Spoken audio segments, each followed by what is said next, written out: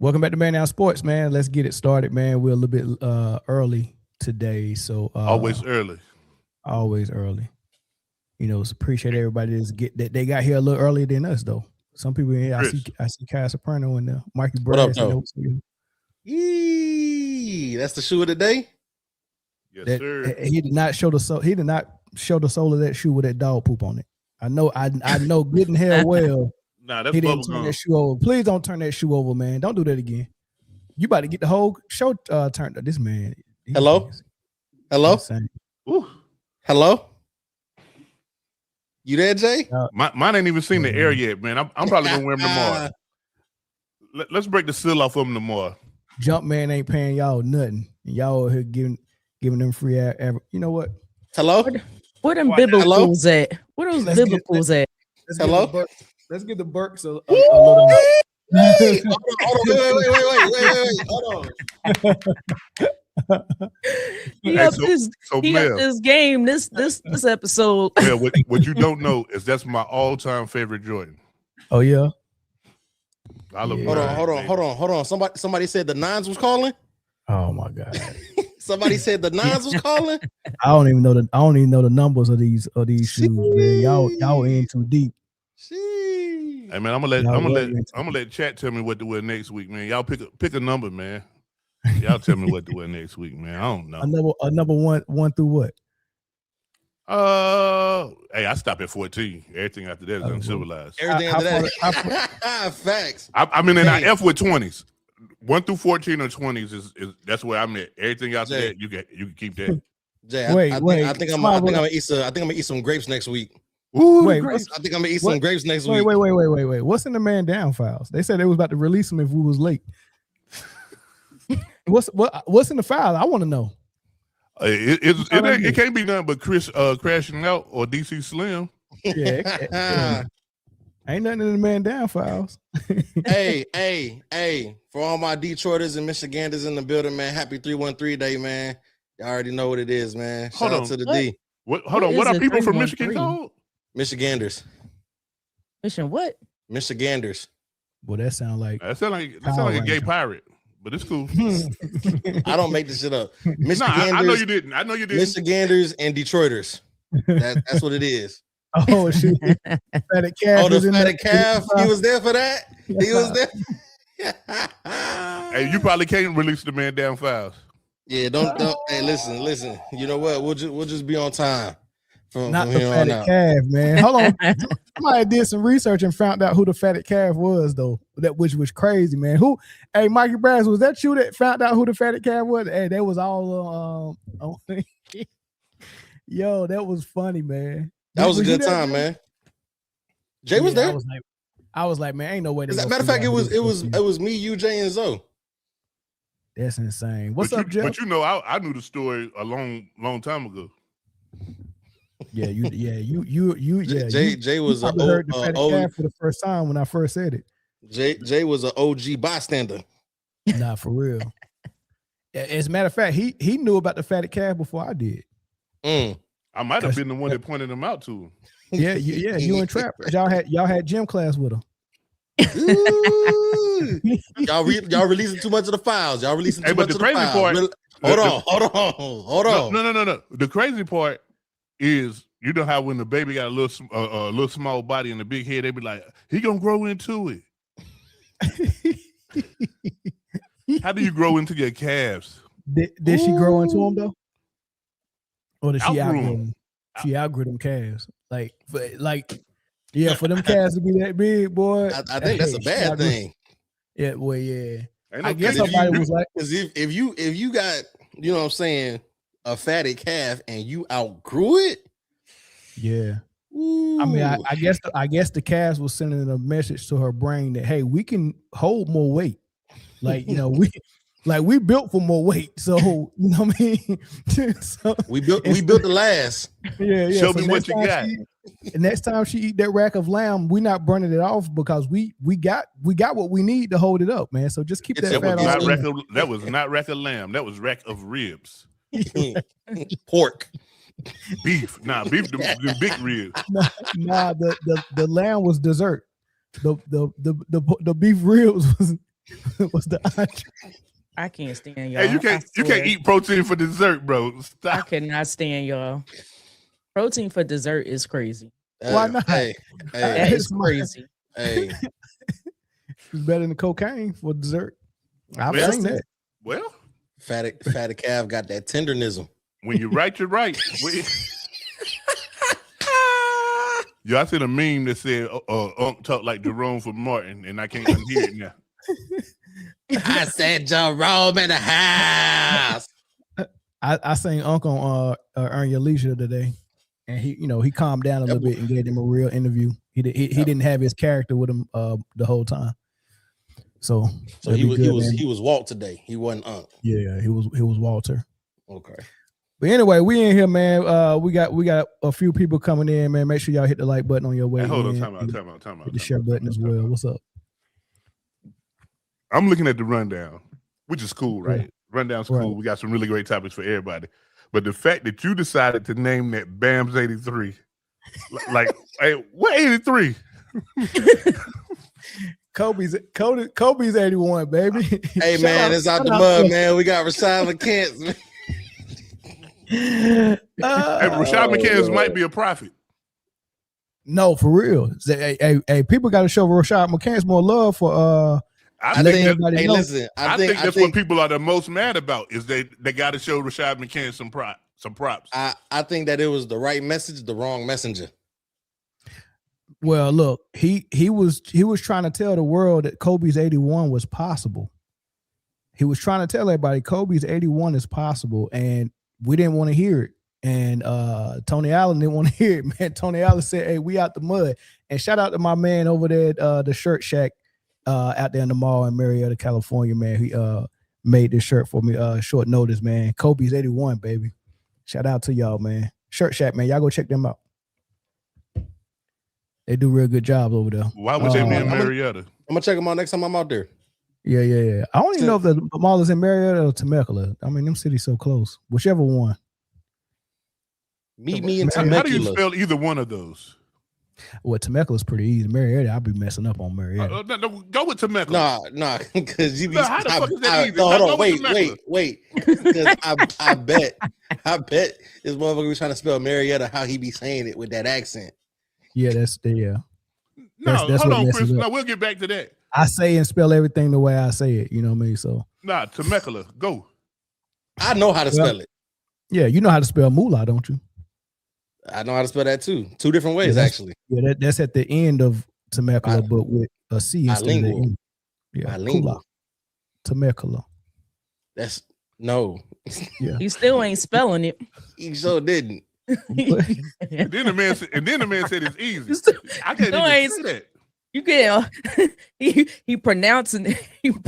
Y'all ready to get into Kobe's 81? No, let's do this. Let's dissect Bam's 83. Yeah, y'all ready to get into Temecula? I mean, not see, y'all got me saying Temecula. Get into Temecula. Kobe's 81. That's like a project chick, Temecula. Yeah, I know a couple of Temeculas. The fatted calf name should be Temecula. It fits. It should be a state or a city. You know, man. Did you say it should be a state or a city? Ooh, I should have said steak. I should have said steak. What kind of cut would that be? What cut would that be? It wouldn't be Kobe for sure. You wouldn't use the knife. You wouldn't use the knife. You just You take the fork and just grab the cow and put it on the grill. Temecula. It would be the one. It wouldn't be a free roam cow. This one was caged.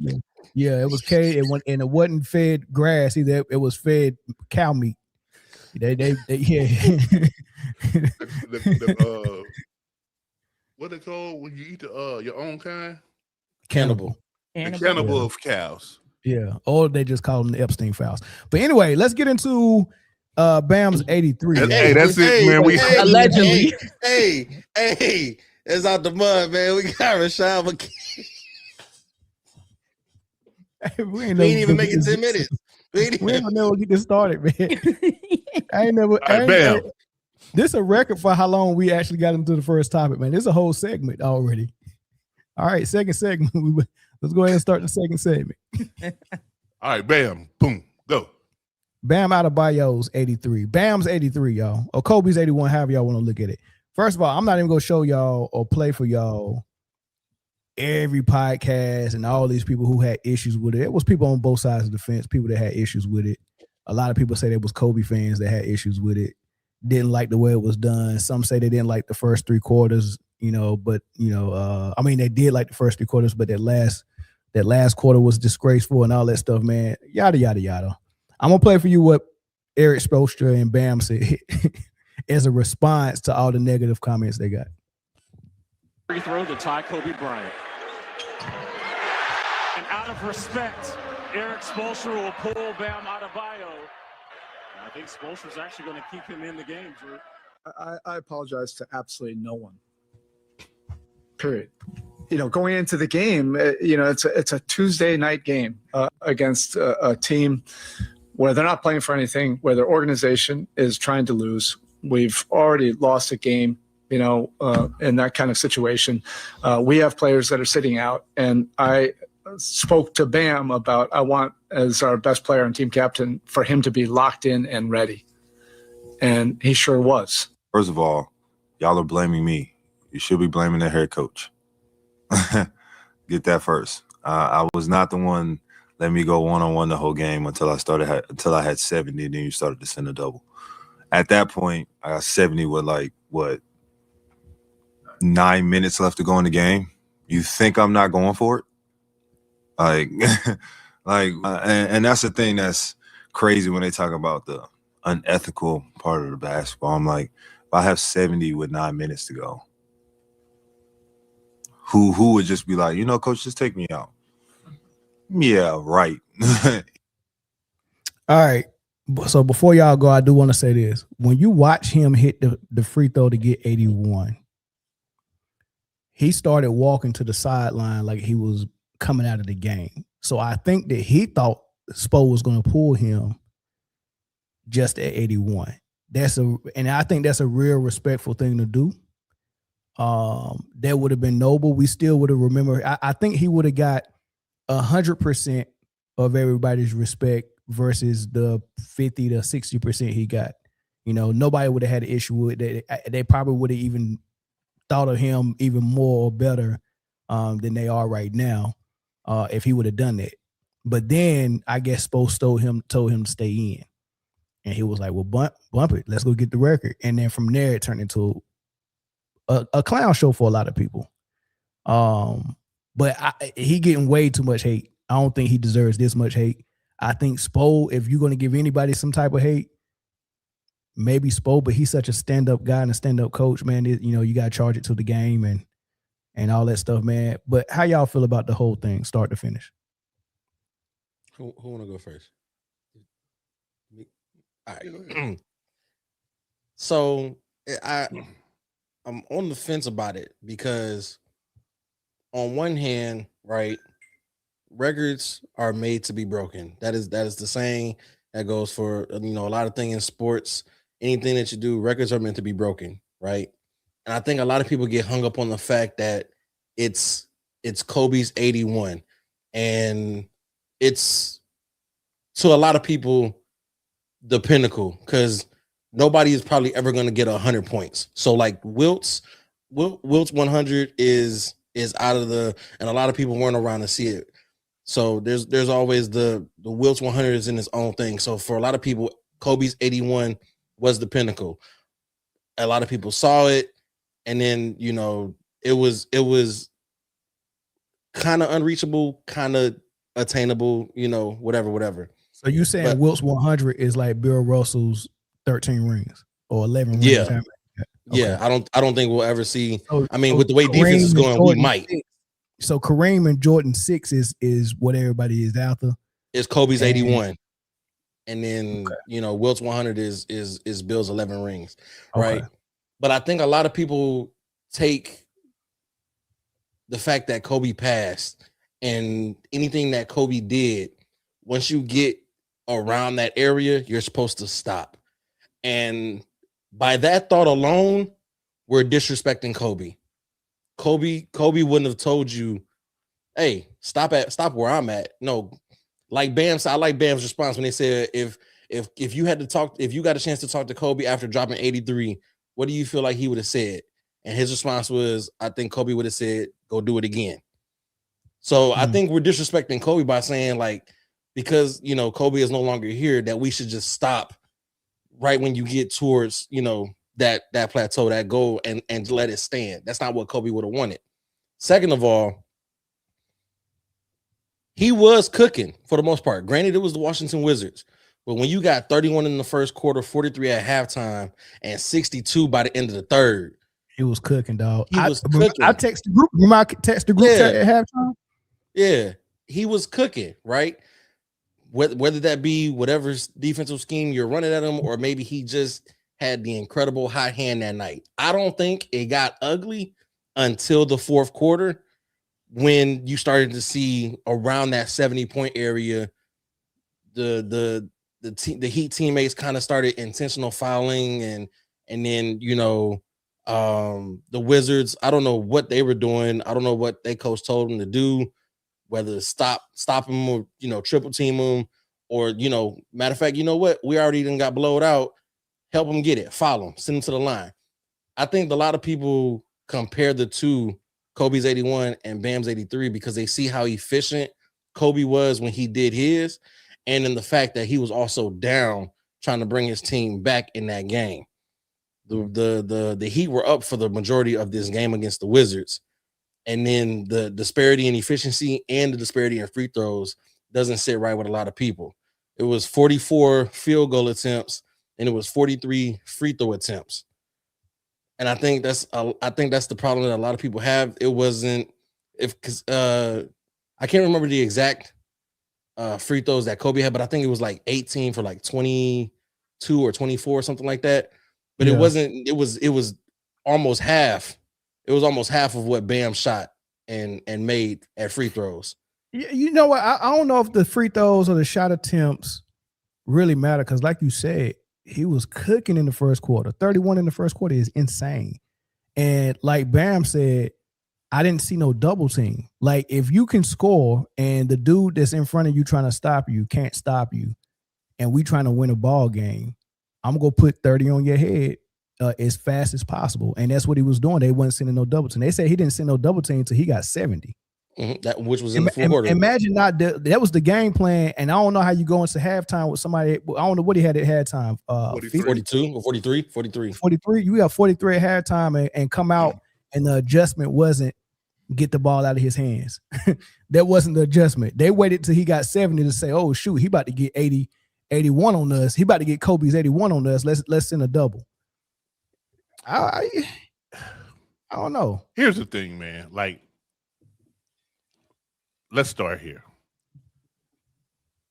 I was more impressed with Kobe's 81 than I was with Bam's 83. Now, with that being said, should Bam have gotten 83? Absolutely. I mean, anytime you can do anything that you could be remembered for forever, do it. You know what I'm saying? There was no reason. Like, listen, there was no reason for him to stop. There was no reason for his coach to pull him out. There was no reason for. Listen, the Wizards didn't have to foul that man 50 times. They didn't have to. They chose to because they couldn't stop him. They couldn't stop him. He was. I mean, hit 7 threes. I mean, he was cooking in a way that he will maybe never cook again, and that's fine. You know what I'm saying? That's fine. Everything lined up for him that night, man, and he did what he was supposed to do. And for the people who say, man, he didn't show class or whatever, you've never been a competitor. These competitors at a high level, man, they want to win. They want to be, remembered. They want to do great. They want to break records. They want to do all these things. So there's nothing wrong with him wanting that record for himself. Now, just think about all the people in the last 10 years that has a 70-point game. I can name them. You want Luka? Yeah, Luka, Devin Booker, Devin Booker, Karl Anthony Towns, Donovan Mitchell. Donovan Mitchell. I Embiid. think it's one more. Embiid got a 70 piece. Yup. So up into from the beginning of the NBA up into 1994, the Wilt had 100, and then the next most was like in the 60s, and then David Robinson had like 71 or 74 or something like that at the last game of the season, which he had to do that to win the scoring title over Shaq. Y'all remember that? Mel, you probably remember that. David. Yeah. He dropped 71. Yeah. And he had he had to take shots he normally wouldn't take in order to do that. And it was kind of the same thing when he had to be cooking in order to have the opportunity. But it was the last game of the season, though, right? Yeah. But he had to be cooking. Hold on, but if he wasn't cooking, that plan wouldn't have worked, and they would have went to something else. Right, and it wasn't frowned upon. No, but why wasn't it frowned upon? Because he was their franchise player, and it was a big name. I don't think Bam's name was big enough. If Jason Tatum would have did it, nobody would have batted an eye. You stole my thunder, Jay. You stole my thunder because I was gonna say that. I feel like Bam is not a household name.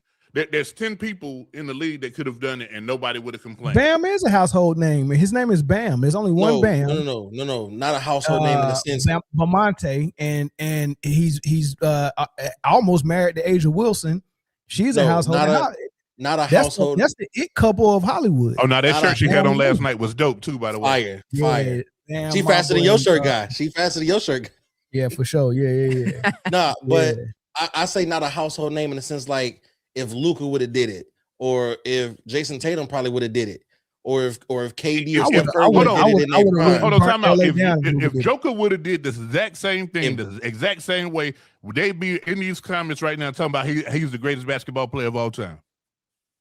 I think the media, honestly. Well, and Twitter fingers. And the casuals. I mean, the media was giving Bam love too, though.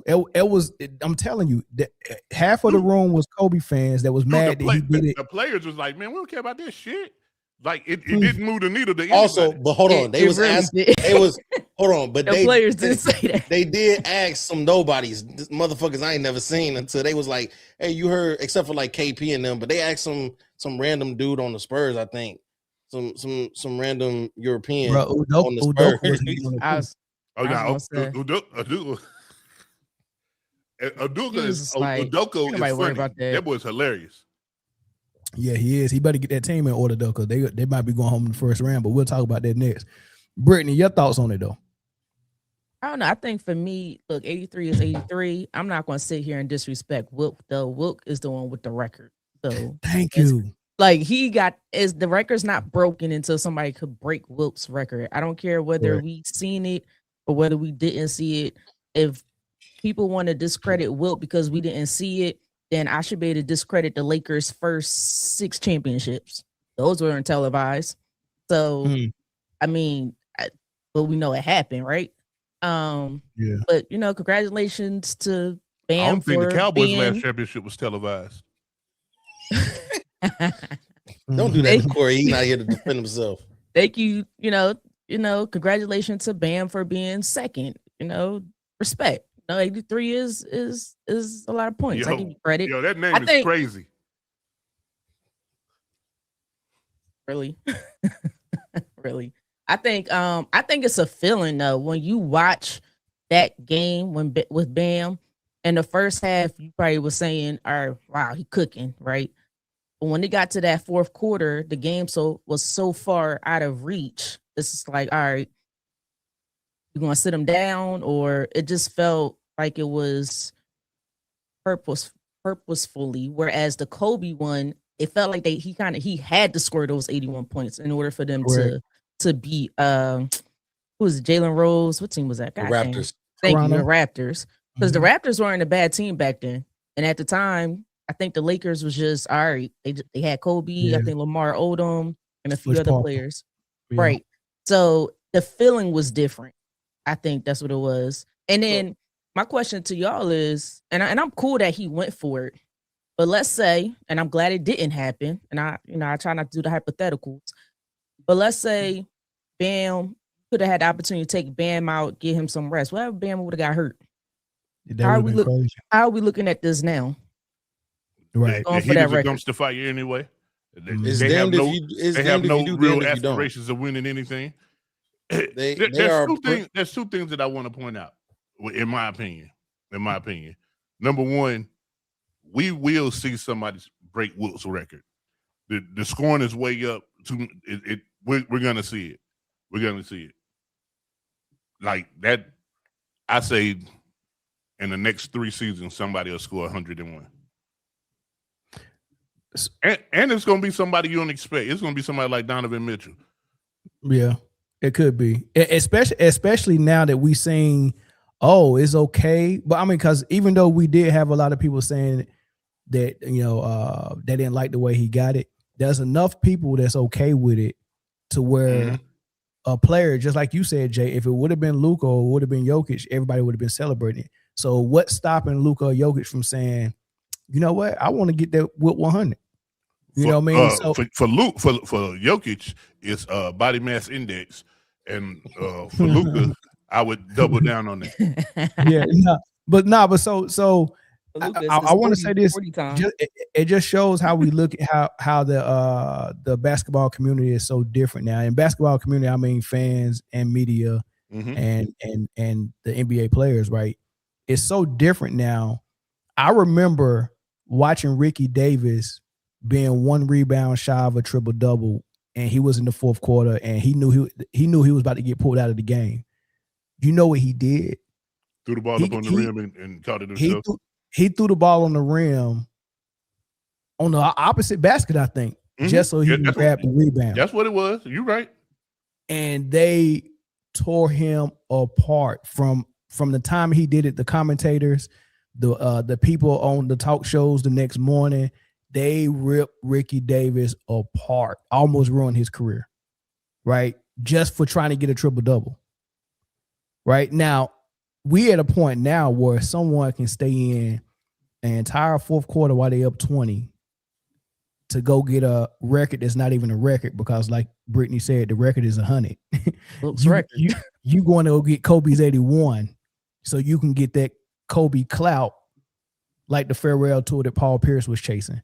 You know what I mean? So I think that's just a snapshot of where we at with the NBA. You know what made Kobe's 81 really impressive? Like if you go back and just think about it, he was on the heater for like 2 weeks. Like he'd had a few 50-point games. He had that 63 and didn't play the fourth quarter. Like all of that came like in the same time frame, and then that 81. Is that the time he had like 4 50-pointers in a row? Yeah, all that was all that was close in the same area of time. I don't know how close it was. I was in Japan when it happened. But listen. Keep shooting. And when you got these cats that's in college right now who's shooting from the other free throw line damn near, and they're gonna come to the league, they want Bam's 83.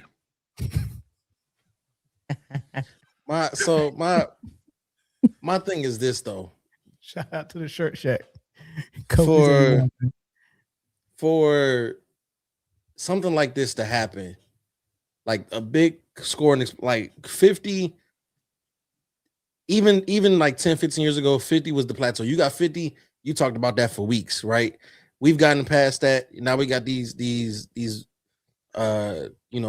more so scoring explosions like we've seen. We've had a couple of 70-pointers in the last couple of seasons. Even still, there has to be a perfect storm of things to happen for a scoring explosion like this to happen. One, the person doing the scoring has to be putting the ball in the bucket, which Bam was doing for the first 3 quarters. Like Bam was hooping. Like even if you try to say, man, it was sleazy or whatever, however we want to say it. I mean, he had 71, 73 legit points. Legit. So like in the flow of basketball. So the part of the perfect storm, the person scoring has to be putting the ball in the bucket at an elite rate. Gotta be hot, gotta be hooping. Another thing, the team that you're going against just gotta be shit that day. I mean, but you can choose any day to end with Y for Washington to be shit. And for some reason, Washington still plays. I mean, it's an NBA team at the end of the day, right? It's a collective of guys who play at a high level. I know it's the Wizards. I know it's the Wizards, but there's 30 teams that on any given day can give you buckets and that work.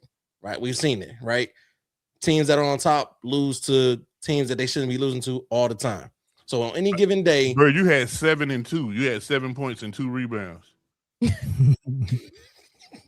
It's close. It's the same thing though. Close. So you look at these other scoring explosions when Book went for his 70 or 71 or whatever.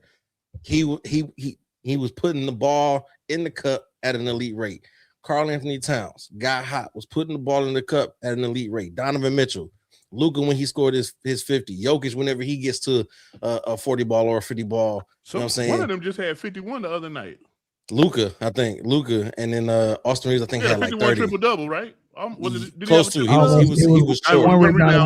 He was one rebound short. So like, the perfect storm, and for the perfect storm to exist, it doesn't happen often. It's happening more often now than what it used to, but it still doesn't happen that often. So you got to take the fact that Bam, you can't be mad at Bam for taking what was given to him. Like he said, if you send in one for the first 3 quarters and it's not working, and I dropped 62 in the first 3 quarters, by the middle of the fourth, I got 70.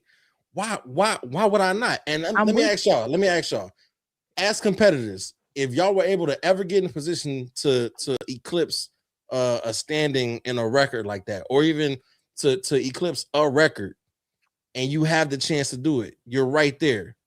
Are you going for it? No, I'm not going for it if I have to go outside the floor of the normal game. Basketball. Right. It's not a perfect storm if you got teammates intentionally fouling you to make sure you get it. Chris, like, if I hit my first 2 shots, nobody else is getting the ball that whole day. The first 70, I'll give you. But after that, it's just like it just didn't feel right. I didn't like when the basketball game turned into that. Like, and and I agree with y'all 100%. But for the simple fact that because I know good and hell well both of y'all ain't interrupting Britne. She don't talk often. Let that girl finish her daggone statement, man. Did. Dang, y'all both jumped in twice. Britne, go ahead, go ahead. What Shaq say? It go 1, 2, 3, 4, not 1, 2 back to 3. Oh, no, that's not what he said. Yeah, it was something like that. That's what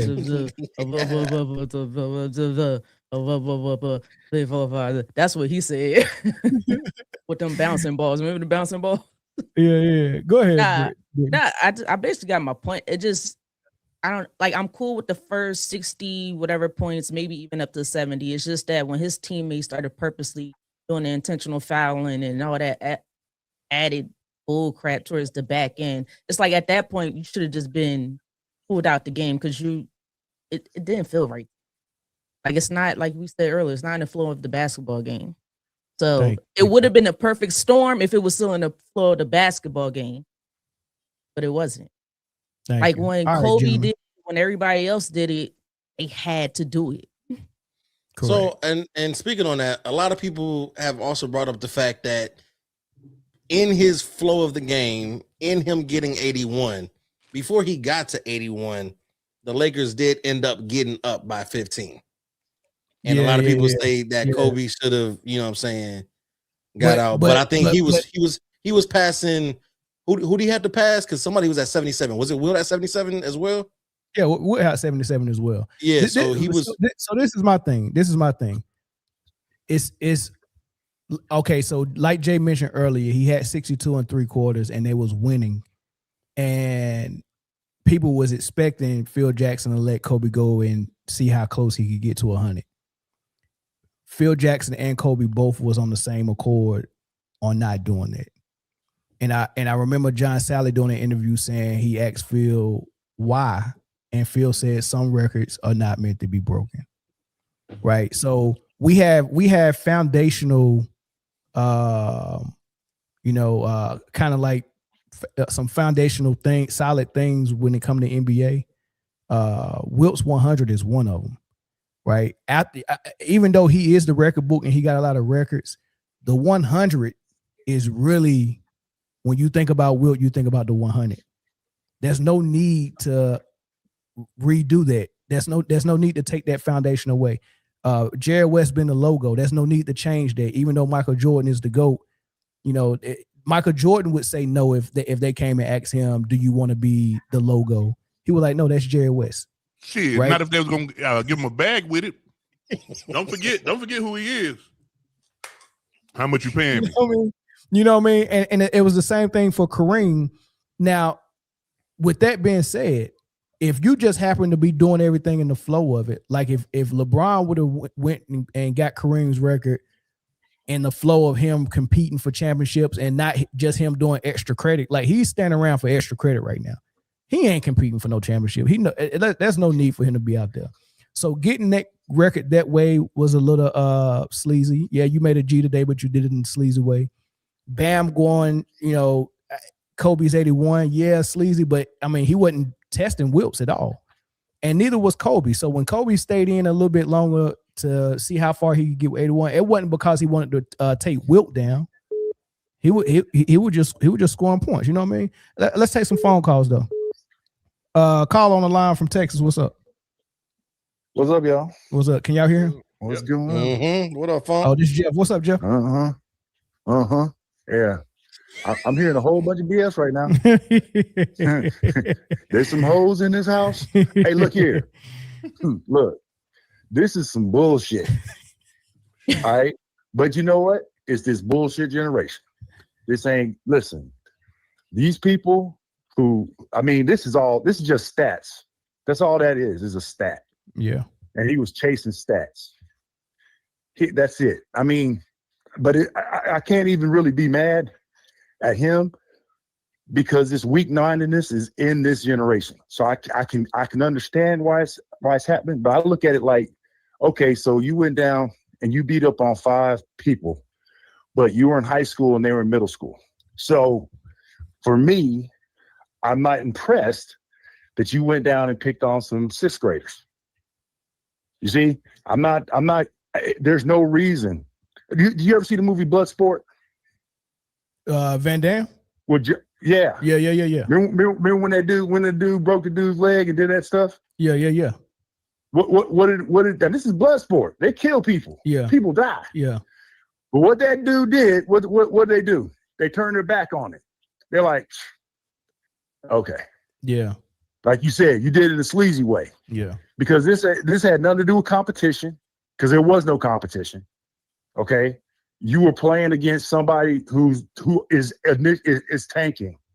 Like you said, you're not playing for anything either. So it's empty calories. And all you're doing is putting your name somewhere it shouldn't be. Getting put in conversations that you should. No, I'm being honest. Like, what's his highest score before that? Like 40. He might have cracked the 40s. Might have what? 82. A couple of free throws before. No, I'm talking about in a full game, man. In a different full game. Not before the last free throw. That was pretty good, though. That was pretty good. I like that. I don't know. I think he got 40 or 50 this year earlier. I want to say. Yeah. Like I said, when Kobe, and he again, never had 50. Being a Kobe stand. I don't think he had 50 either, but I mean, 41, what I'm saying 41. is 41. All right. So that was in this weak ass time period, he got 41. Right? Where offense has been exploding, has been done. It's like a 20-point average between now and when Kobe did what he did. The league average. It's 20 points more. Yeah. And so it's like, when I was a kid, 50 cents for a can of soda, right? I can actually remember when it was 35 cents, if I'm telling the truth. Dang. Yeah. No, I'm telling you honest. Boy, you old as hell. You're looking at $3 now. You're looking at $3. Yeah, the For the lowest I remember same was thing. 50 cents. Like I said, this is different. Like this is to me, it is what it is. It's just, to me, it's just more of a sign of how busted and weak this whole thing is why, it's just symptomatic. Manufacture some BS. I get why I understand why everybody's mad. I'm one of them. Obviously, I'm upset because it's not about Kobe. Let me ask you this. Play basketball. You played stat padding. Yeah. Let me ask you this. and you know, I'm gonna ask you 2 questions before I let you go. Okay. When do you think he started stat padding? Really? Yeah, I'm just asking you personally. What quarter? First half. You think he was stat padding in the first half? Second quarter. I wouldn't say that. He had 31 in the first. And second quarter. No. This was Funk, let me ask. Are you saying that because it's the Wizards? Or because you genuinely think he was stat padding that early? No, it was because, yes, it was a Wizard. You know that they have the sketch. They're doing the what y'all call it in Philadelphia, the system or whatever, the process. Tanking. They're tanking, right? So they know, they're doing that. That's number one. Yeah. Number two, you're the captain of the team. The captain of, now, if I was the captain of the team, 3 starters out, and I know I'm getting, say what? He said they had 3 starters out, and you heard Eric Spoelstra at the beginning. He said they lost to a team in the same situation. So he asked. Well, if you lost to a team in the same situation, you don't need to be a head coach in the NBA. But the deal is, if you gonna sit here, man, look, I'm sorry, this is supposed to be the top. You're supposed to be at the top. If you're gonna come and use that as a weak ass excuse, you don't need to have your job. I lost this because I was sorry and I let a sorry ass team beat me when I was leading by 20. Yeah, that's your fault. Yeah, that's a you problem. But the point is, if you're gonna sit here and play this game, then play the game. But if you're gonna say I'm a team leader, which he's the team captain, if you see you blowing the doors off somebody, wouldn't that be a good time to get your youngsters flooded, to get them ready to go? If you envisioning going forward, making it better, make it like the whole thing, like LeBron makes his teammates better and all this other bullshit. Wouldn't that be the point? But he's Bam. He's not Magic Johnson. He's not Steve Nash. Like, he's Bam. Okay, look, man, listen. I'm sorry. If I'm going against the romper room team for the deaf, dumb, and the blind, and you're gonna tell me that you are blowing their doors off these people, dude, if I'm the best player, it's my job to get a win. And that's all. It's my job to get a win. I'm trying to get a win. They gotta. Yeah, okay. When do you say he had to win? I said, okay, at the latest, the end of the third quarter. The win was solidified. When he had 70 in the fourth, it was time for him to go sit down, in my opinion. You know what I mean? Anything that happened before anything that happened before that, I'm cool with. Yeah. Again, all I'm saying is, it's just symptomatic of this whole situation we got going on. I'm with you. It's just weak. It's just weak. I'm sorry. I'm not gonna cuss. It's just weak. I'm with you, Jeff. It's just weak. I'm with you. But thanks for the call, man. I'm gonna take one more. You got it, brother. Y'all have a good one. All right, you too. Yes, sir. That was a caller from Illinois. You can call back and you'll be the last caller. Hey, hit the like button, y'all. We got almost 200 in here, and somebody said we only had 39 likes, man. Do better than that, man. You know what I mean? We preaching better than y'all giving us credit for. Let's get this phone call in. Caller from Illinois, what's up? I'm just gonna say this, and everybody can speak facts. If there was any veterans on that floor for the Wizards, it would have been some fights within the last 2 to 3 minutes. What y'all think about that? I mean, in yesterday's NBA, but probably not today's. Yeah. This goes any veterans on that floor within the last 2 to 3 minutes, it would have been some fights.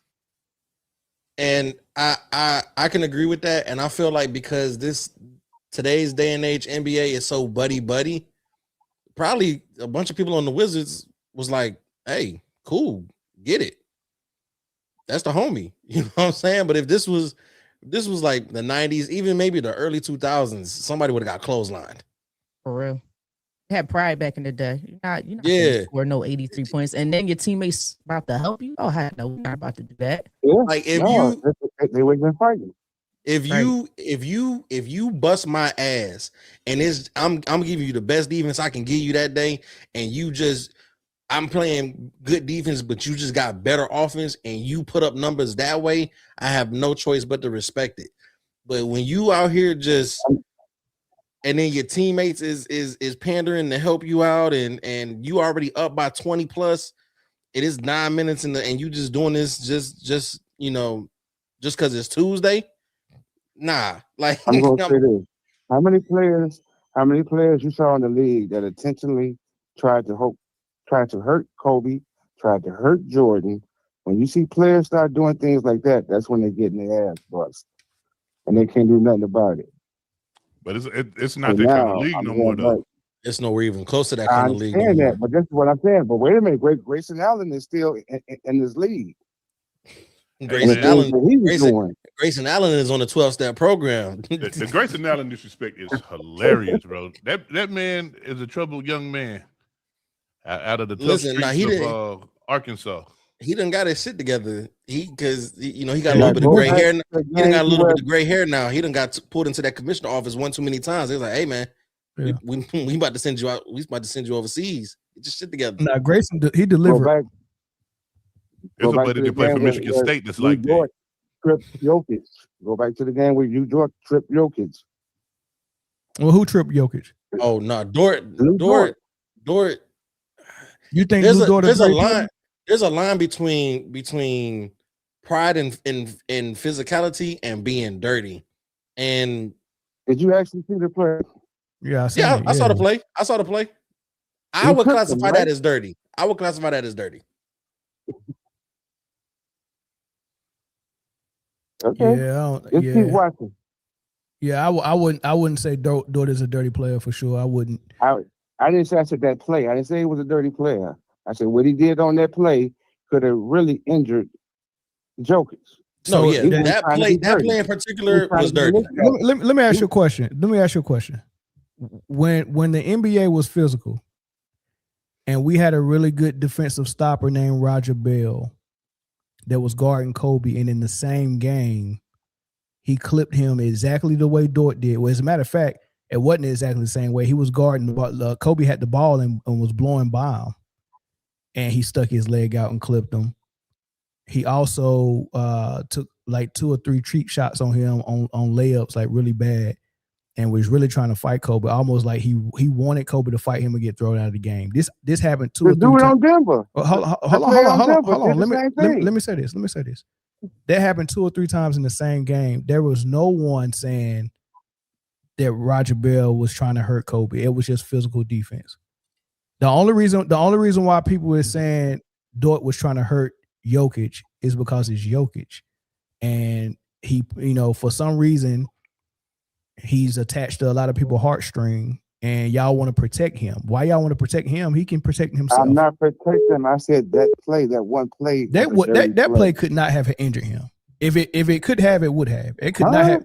That play could not have injured him. He fell to the ground. Somebody tripping you while you running down the court could not injure you. No, Jokic ain't never ran that fast before in his life to where if he fell to the ground, he would get hurt. He took one step and then got clipped. He was not at top speed, sir. That's why he didn't get. No, it doesn't take you to be at top speed. How come just a couple of plays after that, or in the fourth quarter on that same game when they were shooting free throws, Jokic hooked. Was it Chet Holmgren or was it no? Taking this to a whole other level. No. I'm about to give you an example and put a mirror in your face to show how you got a double standard and you're not gonna keep that same energy. I don't have a double standard. Well, listen to what I'm saying. Prove to me you don't. When Jokic hooked, I'm proving you right now. You brought I'm about to prove to you your double standard. Okay. Hold on, and you can prove to me you don't. When Jokic hooked him on that missed free throw and tried to make it seem like that he was pulling him out of bounds, but Jokic was pushing him out of bounds. Dude fell on his back. Jokic fell on top of him. Could that have injured that player?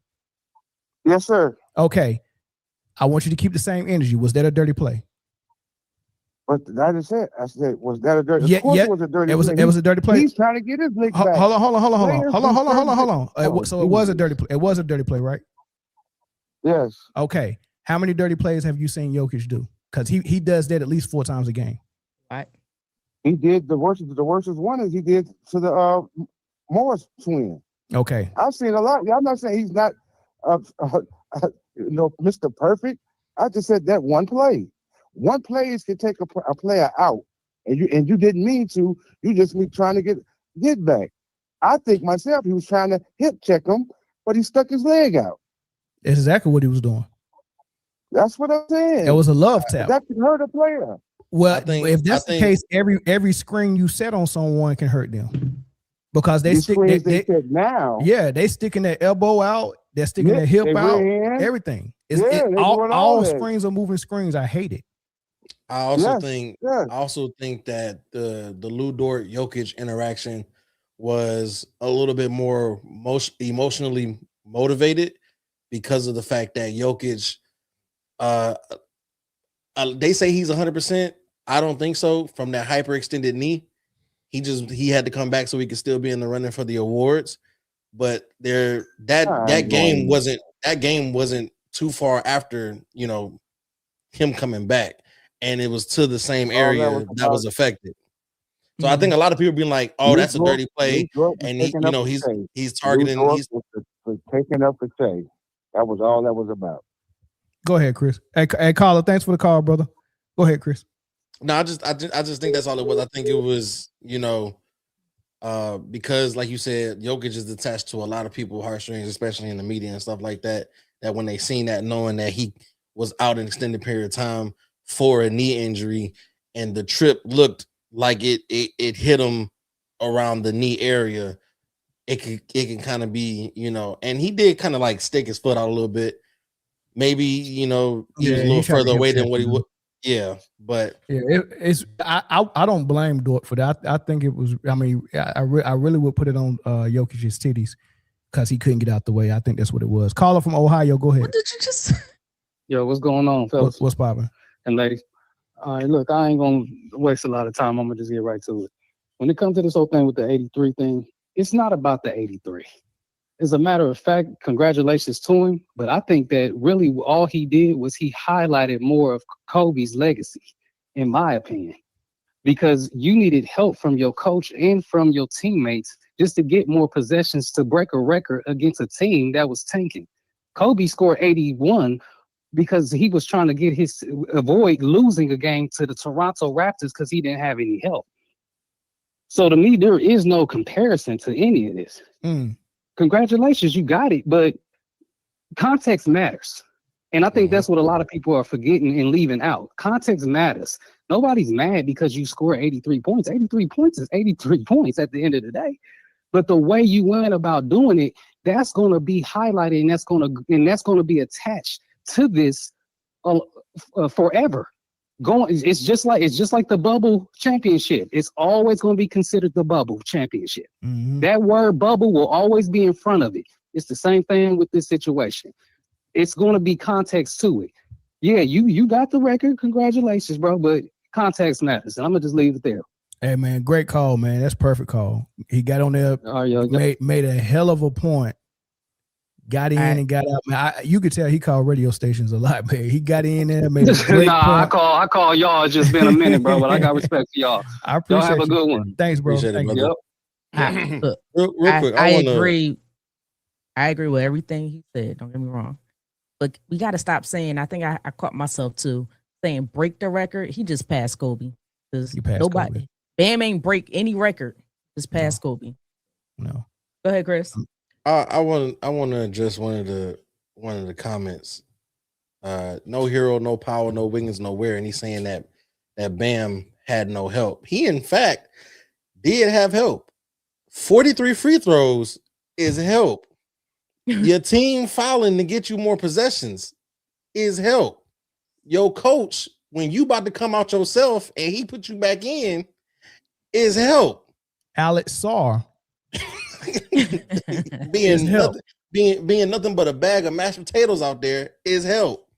The Washington Wizards not sending no more than one for 3.5 quarters is help. Hell, the Washington Wizards being on the schedule is help. I mean, that helped. For real, that helped. Defense being illegal in the year of our Lord 2026 is help. Yeah. I mean, he didn't have his teammates. It was he didn't have his starting cast. But help. Yeah. I mean, Tyler Hero not taking 25 shots is also help.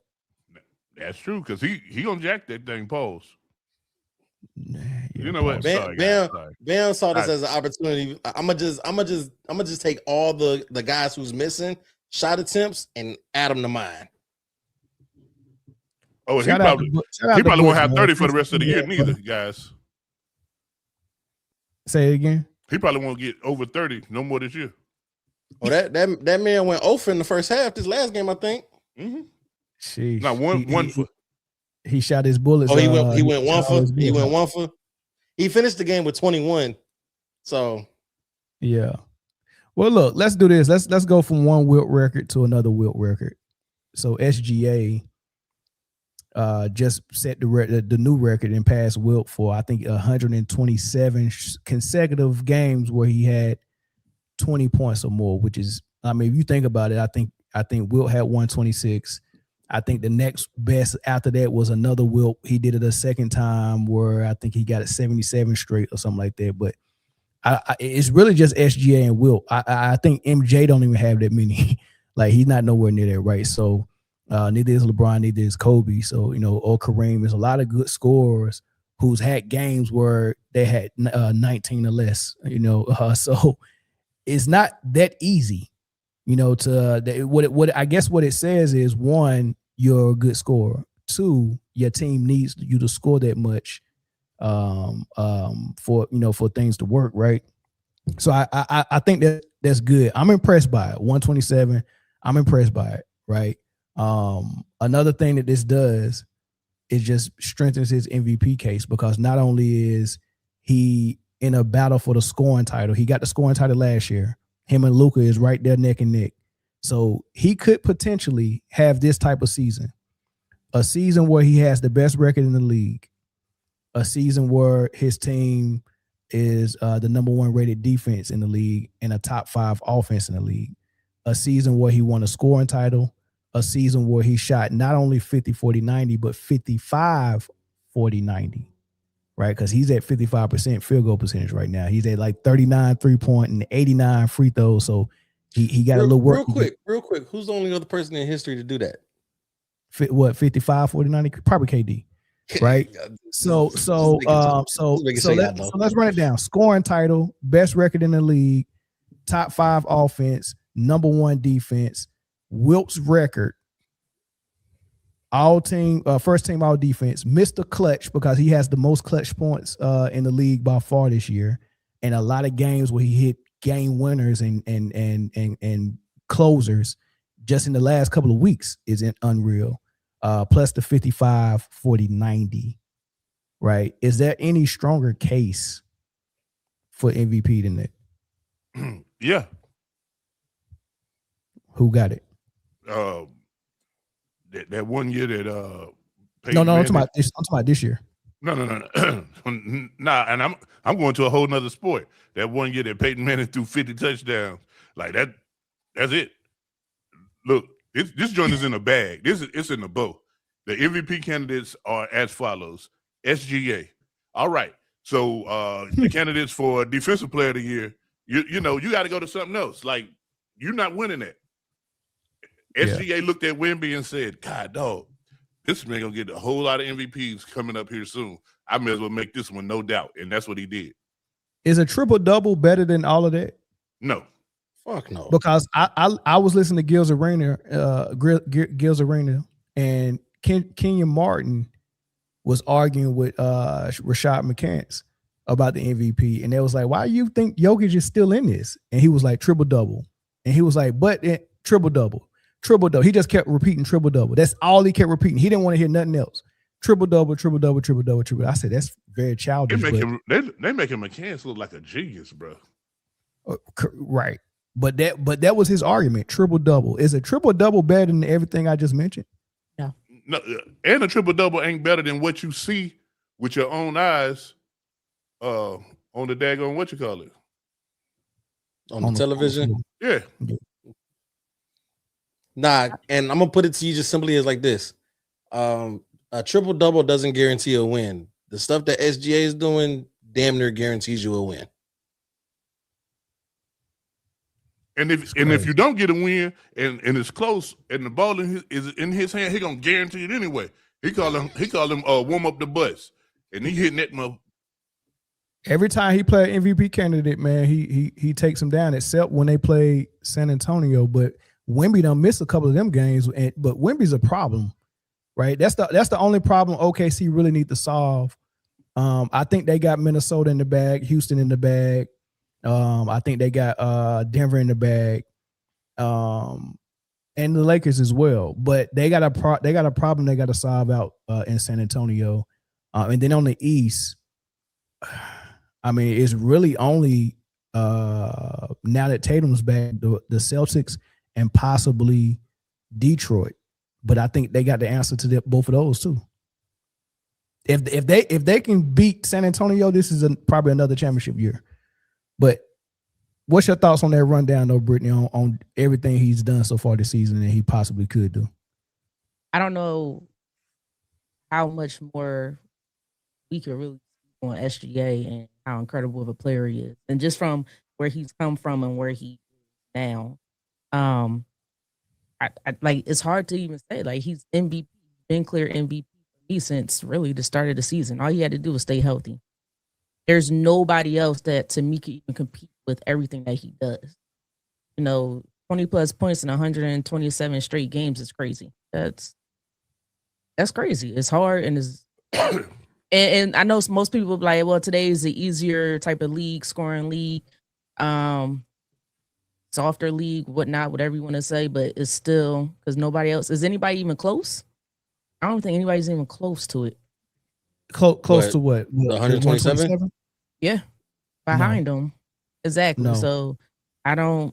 Well, all the MVP conversations that we had, I think we're just having those conversations. One, because we have to, but two, because of that 65 games limit bullcrap that they put in place.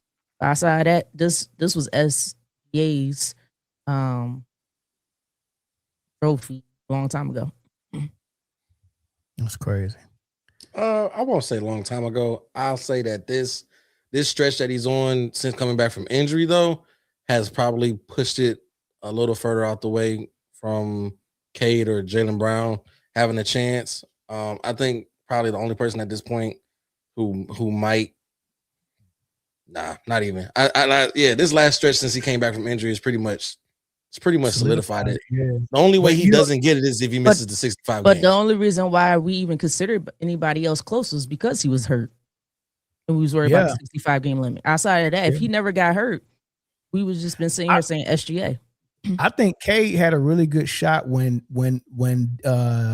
OKC was dropping games and Detroit was winning a lot of games, and Cade was playing like an MVP, and they was probably going, like, it got close to where they had similar records, but Detroit has always been number one out in the East, but they closed the gap with OKC as far as how many wins they got, and then they went on a losing streak, and then they started losing some games that kind of took Cade out of it. I had Cade number 2.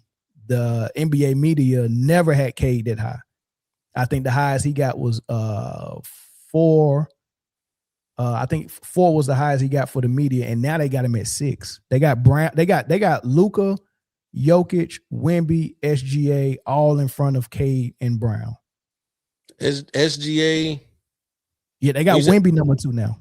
They got Wemby number 2, Jokic number 3, Luka number 4, and then they got actually they got Cade 5, Donovan Mitchell 6, and then Brown 7. For me right now, it would be SGA. I want to say Wemby, but he's missed the last couple of games, I think. So for me, it would be SGA, Cade, probably Jaylen Brown, and then Wemby.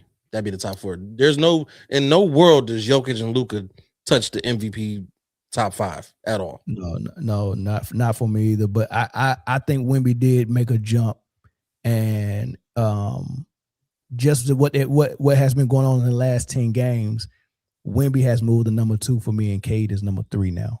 That's fine. And we dropped 4 games that we shouldn't have lost. So Yeah. I understand that. And I think the last 11 games, San Antonio's 10-1.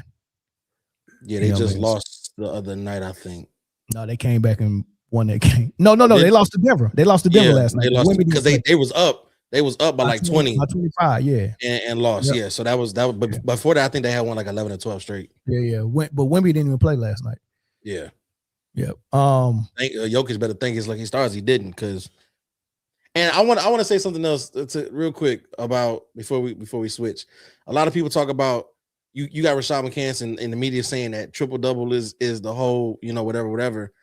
But at the same time, like there was a comment that you brought up. It was like somebody with a triple double can get outplayed by somebody who's with 28 and 8. Some of Jokic's triple doubles are barely triple doubles and very unimpressive. It'd be like 15, 11, and 10. With a loss. Look, if you spam on you talking about stat padding, that all of them are stat padding because he shouldn't be bringing the ball up the court. He's stat padding before the jump ball. If as soon as the team say, "Hey, we gonna let us 7,000-pound center play point guard," you're stat padding. There's no like no seriously. Let's talk about this. No seriously. Let's go here. We got about 5 minutes, right? Listen, 7,000-pound center, bro. I'm talking about a dumpster handling the ball.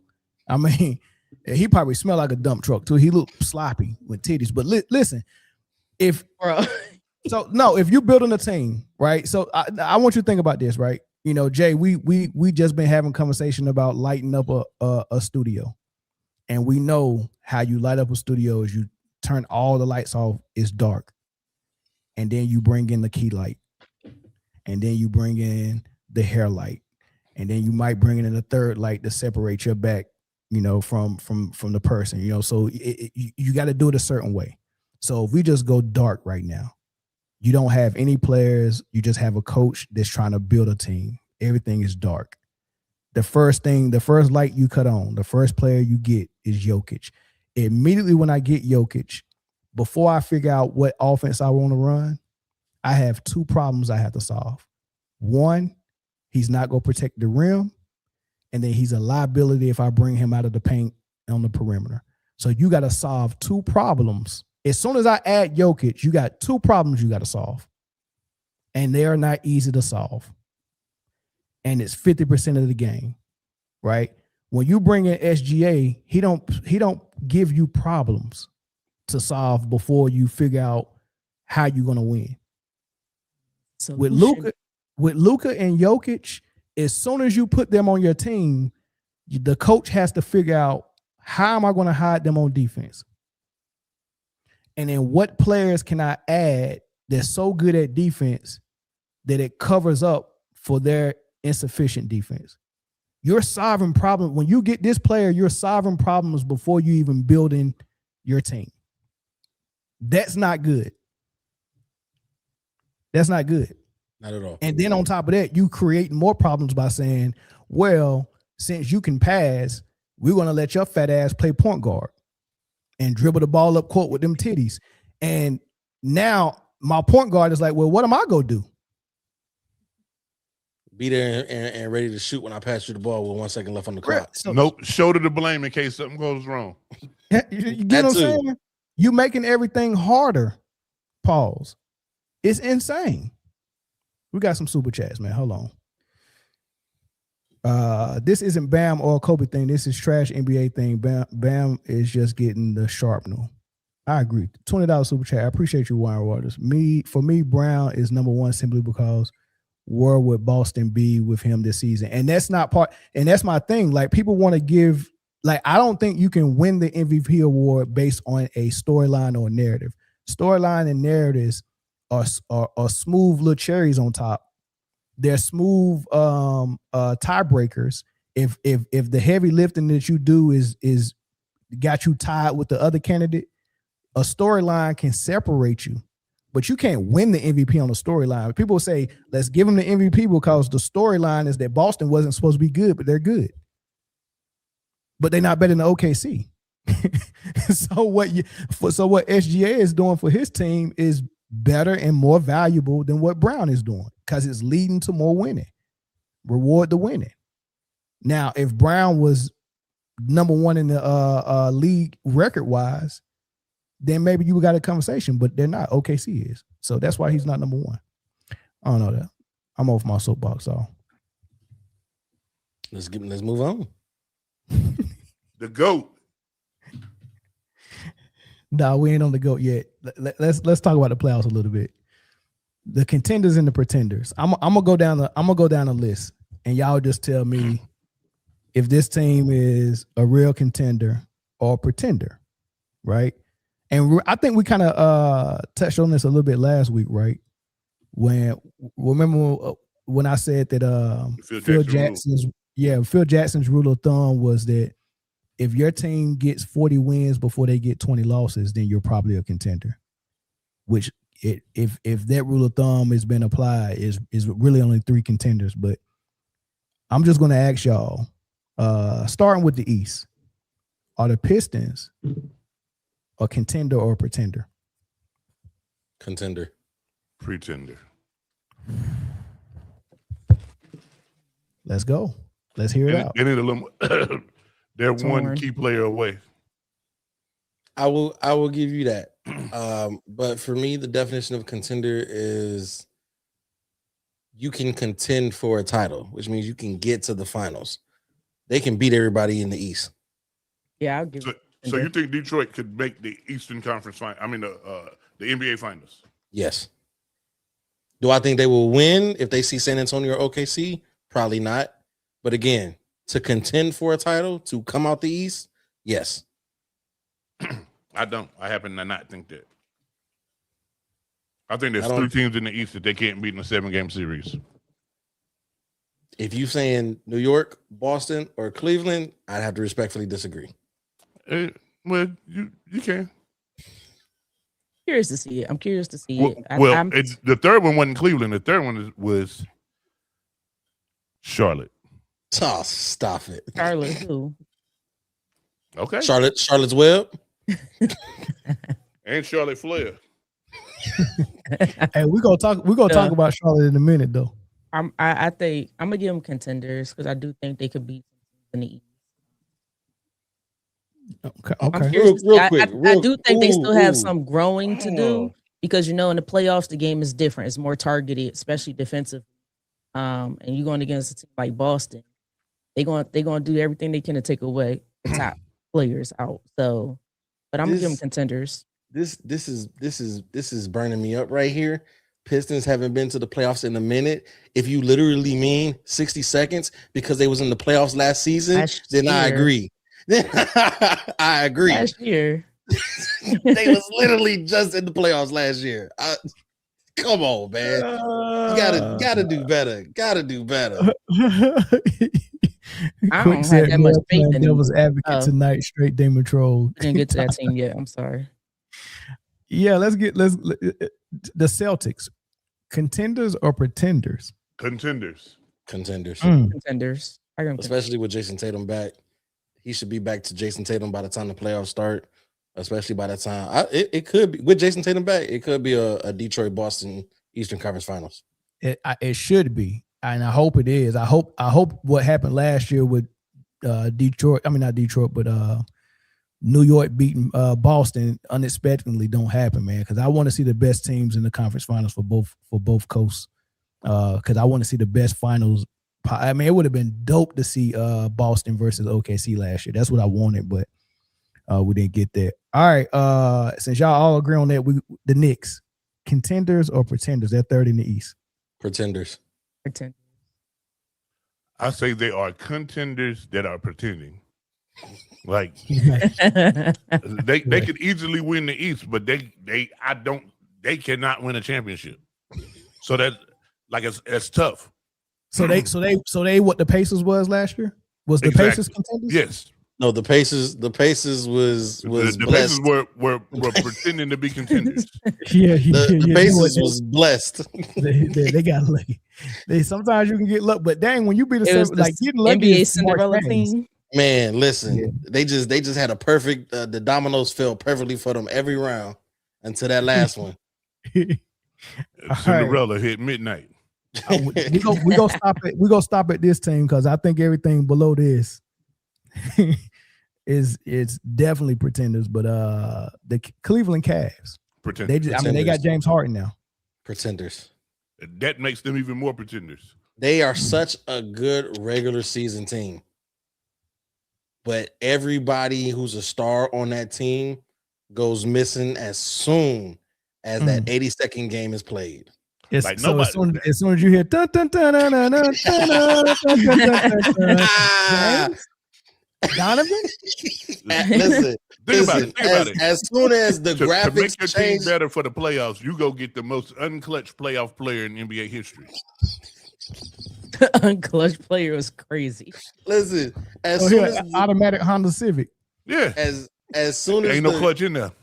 as soon as they change the padding on the stanchion of the hoop to say NBA playoffs, it's you over. can count the boys out. They put the kryptonite in there for them stars. Them boys is gone. They is gone. They They listen, be like, blank man, J5. What So, is so happening? as soon as they come to James Harden and say this one counts tonight, that is a wrap. They gonna put the fat suit on mentally. James, this one's for all the marbles. Hey, as soon as Where you go, James? as soon as the playoffs start, James Harden turning the Frozone looking for that fat suit. Where's my super suit? Oh man! All right, let's go all the way down to the bottom. Then the Clippers. Oh no, we still in the East. Let's go to the West. Let's go to the West. All right, the Thunder obviously contenders, correct? Contenders Okay, that are looking like contenders that are pretending to be contenders. Yeah. The Spurs. Contenders. Britne. I said contenders. Okay. The Lakers. And that's where it stopped. It's the Rock. hey, Jay, watch this. Lakers to go into La La Land. Pretenders. Hey, look, who contenders? I said pretenders. Lakers contenders? Man, out the mud. We got Rashad again. Thought you was talking. Nah, Lakers is pretenders, and it's not just because they play in Hollywood. They playing good right now though, especially when they only got two of those guys out there. You know, they saying when they all three out there, man, it's rough out there for some reason. I'll tell you like the Lakers will come out of the first round and the bus stops there. No, they're gonna come out for the first round and then go home. So they ain't got no upset in them. They can't beat Denver if they meet Denver. No. Okay. First, what DeAndre gonna do for Jokic? DeAndre who? Show him what 6'5" look like. Who? What DeAndre Ayton gonna do for Jokic? Oh, nothing. Nothing right at all. there you go. There you go. Nothing at all. It's gonna be 50-point triple doubles for the whole series. But you know the teams like OKC and some of the teams that them beat Denver since Jokic came back, they're using a different blueprint. They're not putting their center on Jokic. They're putting their forwards and guards on them. Because if Jokic is wanting to be at the perimeter anyway, and that's where he get the ball to run their offense and run their split cuts and all that stuff. If you want to be on the perimeter, why I'm gonna put my center out there? Facts. I'm gonna put this. I'm gonna put my guard on you and make quicker athletic guard. Yeah. If you want to score, if you want to score, like if you want to get the ball on the perimeter and let my guards off the hook by looking for cutters and you trying to get your assist numbers, we're gonna let you do that. But when you want to score, you're gonna have to back me down from the 3-point line because you're not gonna turn and face my guard and then out quick them. You're not gonna do that. By the time you swing that ball, my hand is already on them supple nipples already. Goodbye. Good night. Hey, somebody, one of the moderators in the chat, man, run this back and count how many times this man has mentioned Jokic's areolas tonight. Please. Sorry. And put it in the chat. Sorry. I don't want to talk about them jiggles no more. Can we please stop? Okay. The what? Jiggles. Okay, my bad. Those tickle bitties. No more tickle bitties. All right. But yeah, they're putting guards on Jokic now. And it seems to be working. He's gonna get his 25 or 30 if he want to get it, but it takes out all of his perimeter game. And then you just be overly physical with him and he just gonna get frustrated. So Rockets, contenders or pretenders?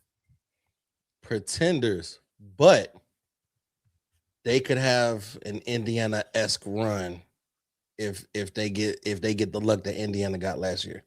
They can't. If they get that look, they can. That's my Indiana this year. Houston will be my Indiana. If the chips fall, if the chips fall, how they fell for Indiana last year, Rockets can make it. Who they go upset?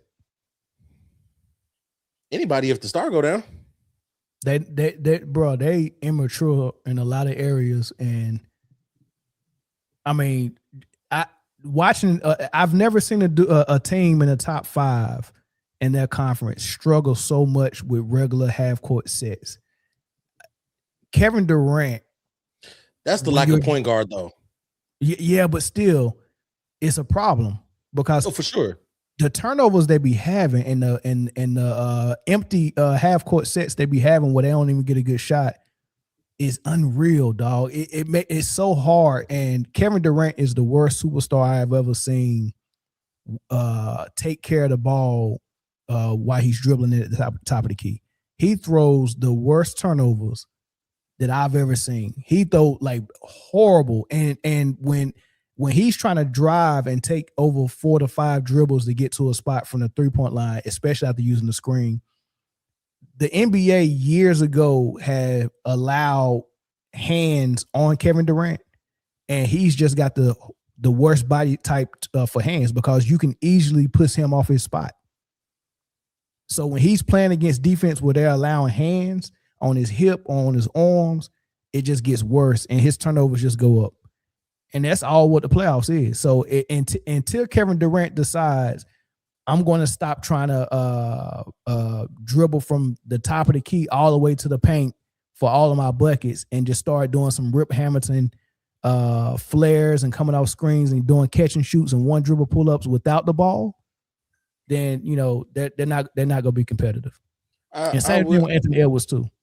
I will agree with you. I don't know why they're running this Kevin Durant primary ball handler scheme. I do think it is because of the lack of point guard. I think if you have Fred VanVleet in, that solves all of this. But also I think you kind of need to let Reed Shepherd kind of, you know what I'm saying, fill that role a little bit. I know you get a spark from him off the bench, and then I think they use Amen Thompson for primary guard duties. But KD should, at this point in his career, because of them allowing basically hand checking, and you know he's long, so it's real easy to get the ball away from him when they're in close quarters like that. He should not be your primary ball handler. Let him work off some screens, spot up, get to his spot, off ball, stuff like that. Set some off ball screens for him. But him being that will be their downfall in the playoffs if you let him be the primary ball handler. Yeah, it's not good. What y'all say, Jay, Britne? Hey, Houston is a definite pretender, and like you said, they ain't got no point guard, and they ain't got no thick center running point guard. So, what you gonna do? They got the thick center. He can't dribble. They just don't. They ain't got the jiggle. He ain't got the jiggle. He can't dribble or assist. But now they have it's if they're not scoring in transition, they don't look good. Yeah, like Mel said, them half court sets look terrible. And again, I attribute that to not having at least 2 true point guards, a starter and one off the bench to facilitate that offense. As much as I love Kevin Durant, the way this offense look in the half court set sometimes and some of the turnovers they be producing looks exactly how it looked when he was in Phoenix. And Phoenix don't have the issue no more. So it's going to be up to Kevin Durant to decide, I'm not trying to do this James Harden top of the key, this LeBron James top of the key, this Luka top of the key. That is not his game. If Kevin Durant comes off the ball and get into his inner Kobe or his inner Mike or his inner Rip Hamilton or something, he's got to utilize that more. He's doing too much dribbling at the top of the key, and he's not a superstar that's going to get foul calls, man. He don't have the hands off the merchandise favor from the whistle, so they're just going to let them beat him up until he got 10 turnovers, And it happens every single time. And he hasn't switched to go back to being the old Kevin Durant where he's off the ball. Maybe he needed Russ then. You know what I mean? Like Russ had him off the ball and he was deadly. Now he got the ball and he acting like LeBron and it ain't working. But Russ having the time of his life over there in Sacramento. Yeah, he sure is. All them L's. Denver Nuggets. Contenders by way of the league office. I was curious. Yeah. You can't count them out. You better not. Read my mind on that one. But the NBA gonna be in their bag as soon as the playoffs start. Oh man, what? Hey, what was that blueprint for when they made it to the conference finals and the finals? Hey, run that back. Bring that out the storage. They giving referees backup whistles in case the ones they got stop working. Right. Put an extra whistle in your pocket. Yeah, pretenders, but the contenders by way of league office. Okay. All right, we got two more. T-Wolves. Pretenders. I don't know. Pretenders. I don't know what the problem is. And disappear too much. The inconsistency is way too much. And I think this is another issue of somebody needing a number two. There is no number two. And if you're saying Julius Randle, go to hell. There's no number two. The team that they took to the finals, the additions they made to try to improve that team made that team worse. Who? Minnesota. Oh, the conference finals. Yeah. Yeah. Oh, okay. Yeah. Same thing. Clippers. I think for me, I'm sorry. Go ahead, Brie. I think for me, I don't watch like all their games, but the games I happen to catch, as much as I love Anthony Edwards and much of a talent I think he is, and what he can develop into, he relies on that 3-point shot way too much. And I'm like, you got more in your bag to just rely on that. And I think that contributes to a lot of the inconsistency in his game and in his offense. That's the biggest issue I have. So I don't trust him. Yeah. That's why that was the same thing I say, man. I got that critique about Kevin Durant with him trying to dribble at the top of the key all the time for his baskets. Anthony Edwards got that same issue, except add to the fact that he always settled for the 3 too. I think though with Ant, like it's something else. Like maybe he trying to get his team involved. Like I don't know what it is, but for him to be a stone cold some nights and then other nights just be cold out there. Like I haven't. If he don't fix that, man, like they're gonna fade him to black. To me, Ant should be. We should be talking about Ant. How we also talk about SGA. He should be up to that level. But he's just. I don't know what it is. All right, Kawhi and the Clippers. Kawhi and the Clippers. Contenders, if you say it just like that. If Kawhi and the Clippers. If there is no Kawhi, there is no Clippers, and they are pretenders. Have to look at you, Otis. Have you seen them with Benedict Mathurin? What's my guard from the Cavs? Darius Garland and Kawhi. Have you seen how dangerous they can be? Them flipping James Harden and getting Garland and then flipping Zubac for Mathurin was perfect. Now they got young guards that they can continue to build without Kawhi, and they're good.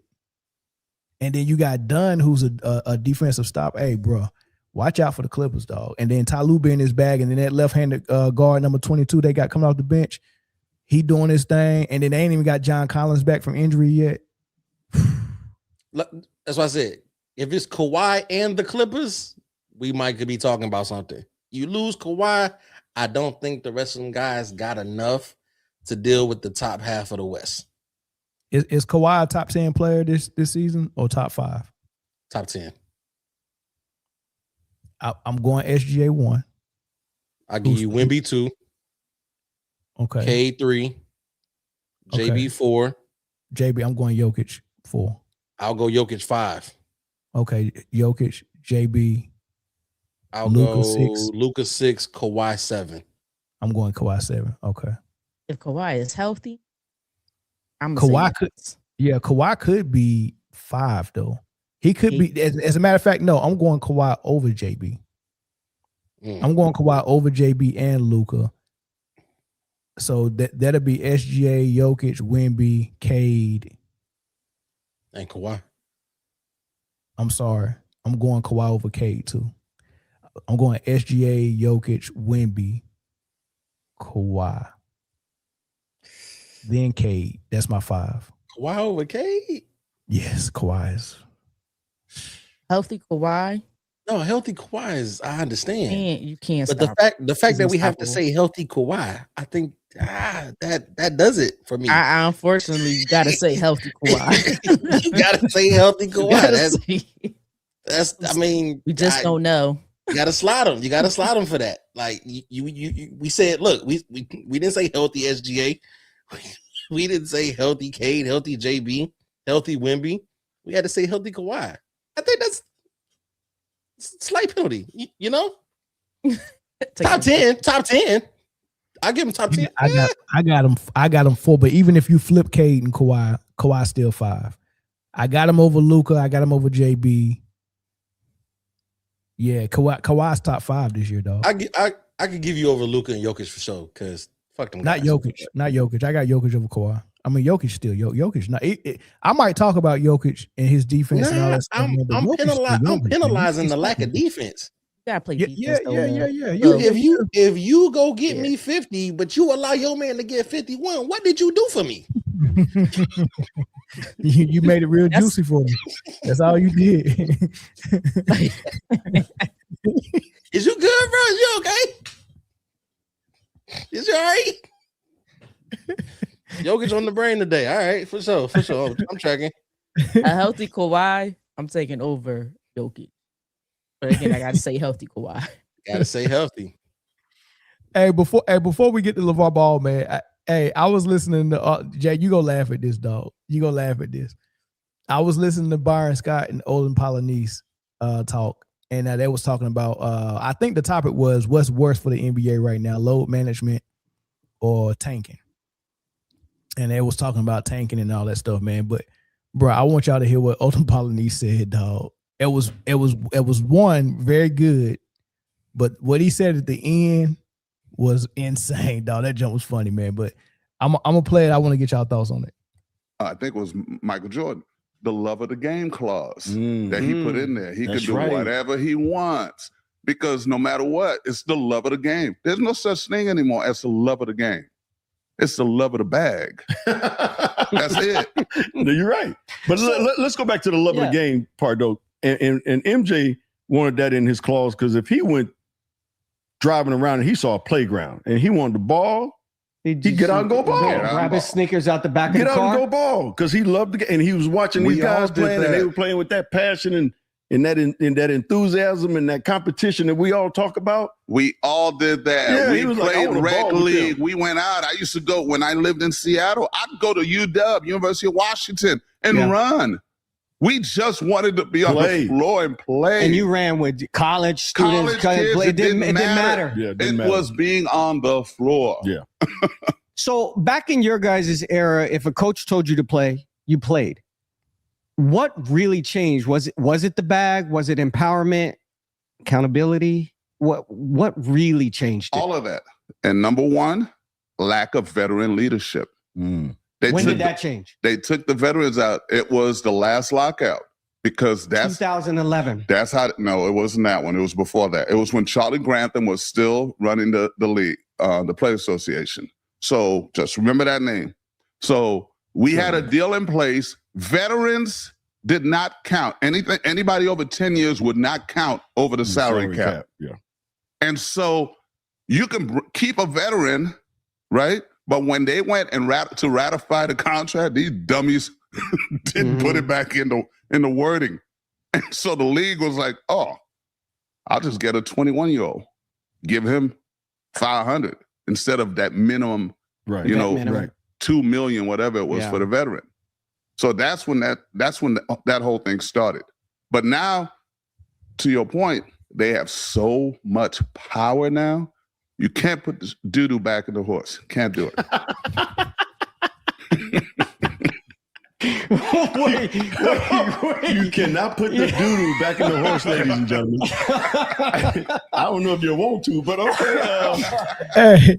Hey, but real talk, I didn't. What he said, I didn't know. He said that before they did some changes in the one of the CBAs, he said before that, veterans they can have a veteran on the roster and it didn't count against their cap.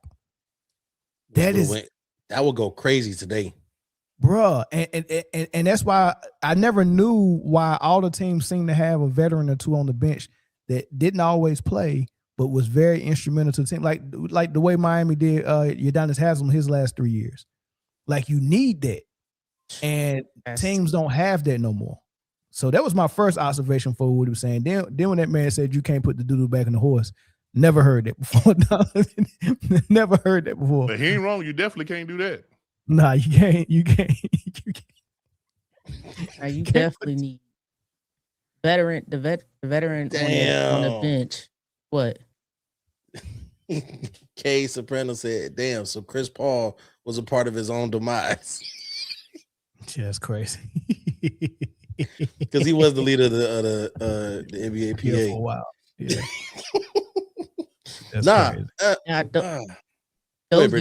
Those veterans are important. Like the leadership they provide for the young guys. I can't stand this team. Can't stand this franchise either. The hell. The Sixers, prime example, when they got Embiid and Ben Simmons and all those guys, and they was trying to act like it was a college town. That crap completely fell apart. Now, if you had some veterans on that team to show a young, how to take care of his body, or to show Ben Simmons how to, be willing to expand his game a little bit more to really help the offense and to understand why it's so important. Even with finances outside of all this, that team could have been different, but because they didn't have that crap fell apart. They had it with Jimmy Butler, but they let it go. Yeah, but at that time, it's too late now. That was how many years later? It was too late. And then now Ben Simmons is, ego gets to you because I'm the franchise guy. They traded for you. They brought you in. This is my team, not your team. So, and it fell apart. That was their whole issue. That's one of the reasons why Jimmy was like, I don't want to be on this team. He don't even want to work. Yeah. Now, let me ask y'all a question though. To the point of the vets not hitting the cap, right? If they would have kept that in there, and that would have still been part of the current CBA, right? How long do y'all think before teams started exploiting that with these superstars that have been in that would reach that point and being over 10, i.e., like a LeBron, KD, a Steph, a Jimmy Butler? How long do y'all think before they started exploiting that loophole and saving that money against the cap and building out the team? Is that a minimum though? Well, here's the thing. That, though? I don't know if Olin Polynice is right. Olin Polynice do be putting out some bad info out there though. And that man dressed up as a police officer and got arrested for impersonating police. He did. You gotta take all this information with a grain of salt. So it might have been something in there, but I don't know if that was actually what it is. Because that was like my first time ever hearing that. I don't think I've ever heard that before. Yeah, first time I heard it too. I'd have to hear somebody else say it before I, take it to the bank. Yeah. Because I'm like, that don't make sense. You got a max veteran, like that got to count against that. You got LeBron and Steph on you. Yeah. That's small. Max players. I'm gonna look into that because that's because maybe that was probably for the betterment of the league. That if that did exist, and it worked just like that, where I'm assuming there probably was a max that you could put on the vet, like maybe like 2 or 3 million or something like that. But at the same time, people was only playing for 13 seasons. True enough. So anybody over 10, like you ain't had too many people that was playing 20 seasons. Like that was or 15. That was an anomaly. Yeah, for anomaly, sure. Is that right? Anomaly, yeah. Okay. Yeah. All right, let's get into the big baller, man. The GOAT. Hey, first of all, this man's store, he got his Big Baller brand store open in Chino Hills. I think I'm an hour away. I might go out there tomorrow and get me some Zo 3s or a Big Baller hat or something. I got to go and support the business, man. So but he got a little podcast area in there, so his sons not LaMelo, just Jello and Zoe came and did a podcast with him, man. And, you know, that was good. That was good to listen to. LeVar Ball is one of my favorite dads in sports. Like, he's one of my favorite dads. I really like LeVar, but the dude is hilarious. And he said some stuff on that podcast. Y'all got to listen to it. But I got 3 sound bites for y'all. And he love his sons, and he think that getting them on one team is going to get a championship. The stuff this man was saying, I'm gonna play for y'all what he was saying. Y'all tell me if it's cap or rap. Tell me if this dude if he capping or is his real rap, man. It's hilarious though. But I think the first thing he was talking about how he would use all 3 of his boys if they're on the same squad. I think this is what it is. I'm gonna play for you though. And basketball and just focusing on basketball. And that's why everybody be like, oh, Jello should go overseas. Or what? He was killing people at 18, 19 years old. He was killing them. It's just opportunities to play. I look at Charlotte play today and be like, man, y'all had Jello. And now they're like, oh, Khan can shoot. What you think Jello can do? That's why I just be like, man, Charlotte got a great chance. If they see this, I dare them. I ain't gonna say I damn. They need to get all 3 of y'all. Because I guarantee the game will be so fast that you can't keep up with it. They became the best team ever in high school as babies. What you think they can do as grown men? They don't want that. I'm telling you, I know for a fact, before I interrupt you, they will score 40 to 50 points per quarter playing that style. You coach an NBA team, y'all pressing. We pressing for sure. All game. Whole game.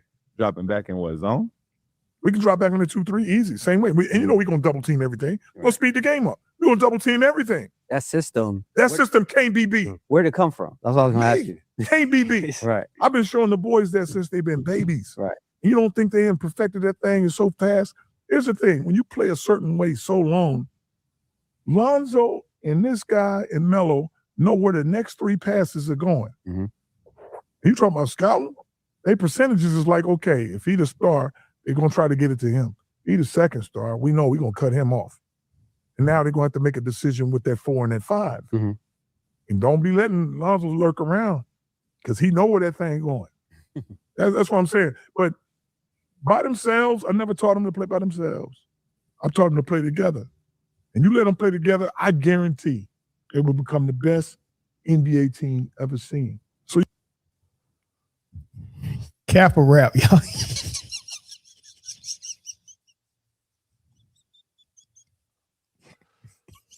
First off, I just want to say, to the untrained ear, that nigga sound like JB Smooth.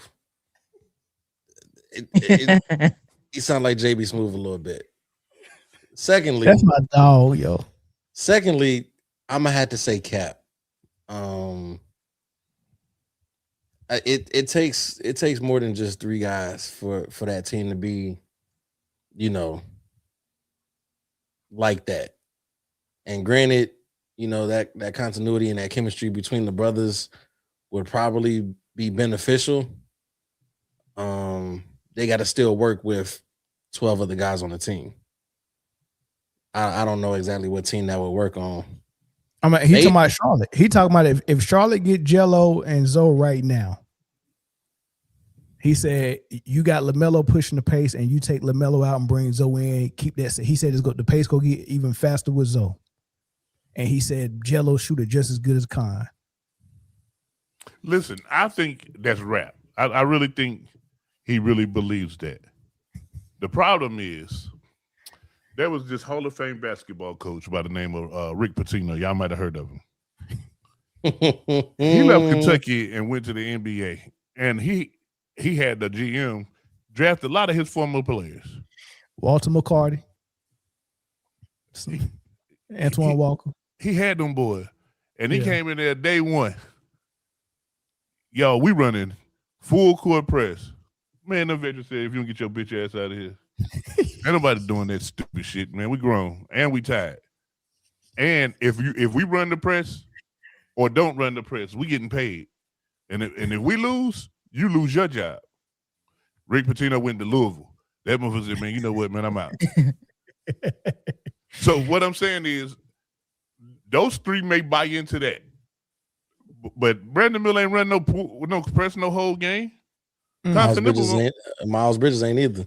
And Con Knipple like, hey man, I'm the best shooter you ever seen. I'm not giving the ball to Jello. Why would I do that? Why would I get a ball to him? Because coach said so.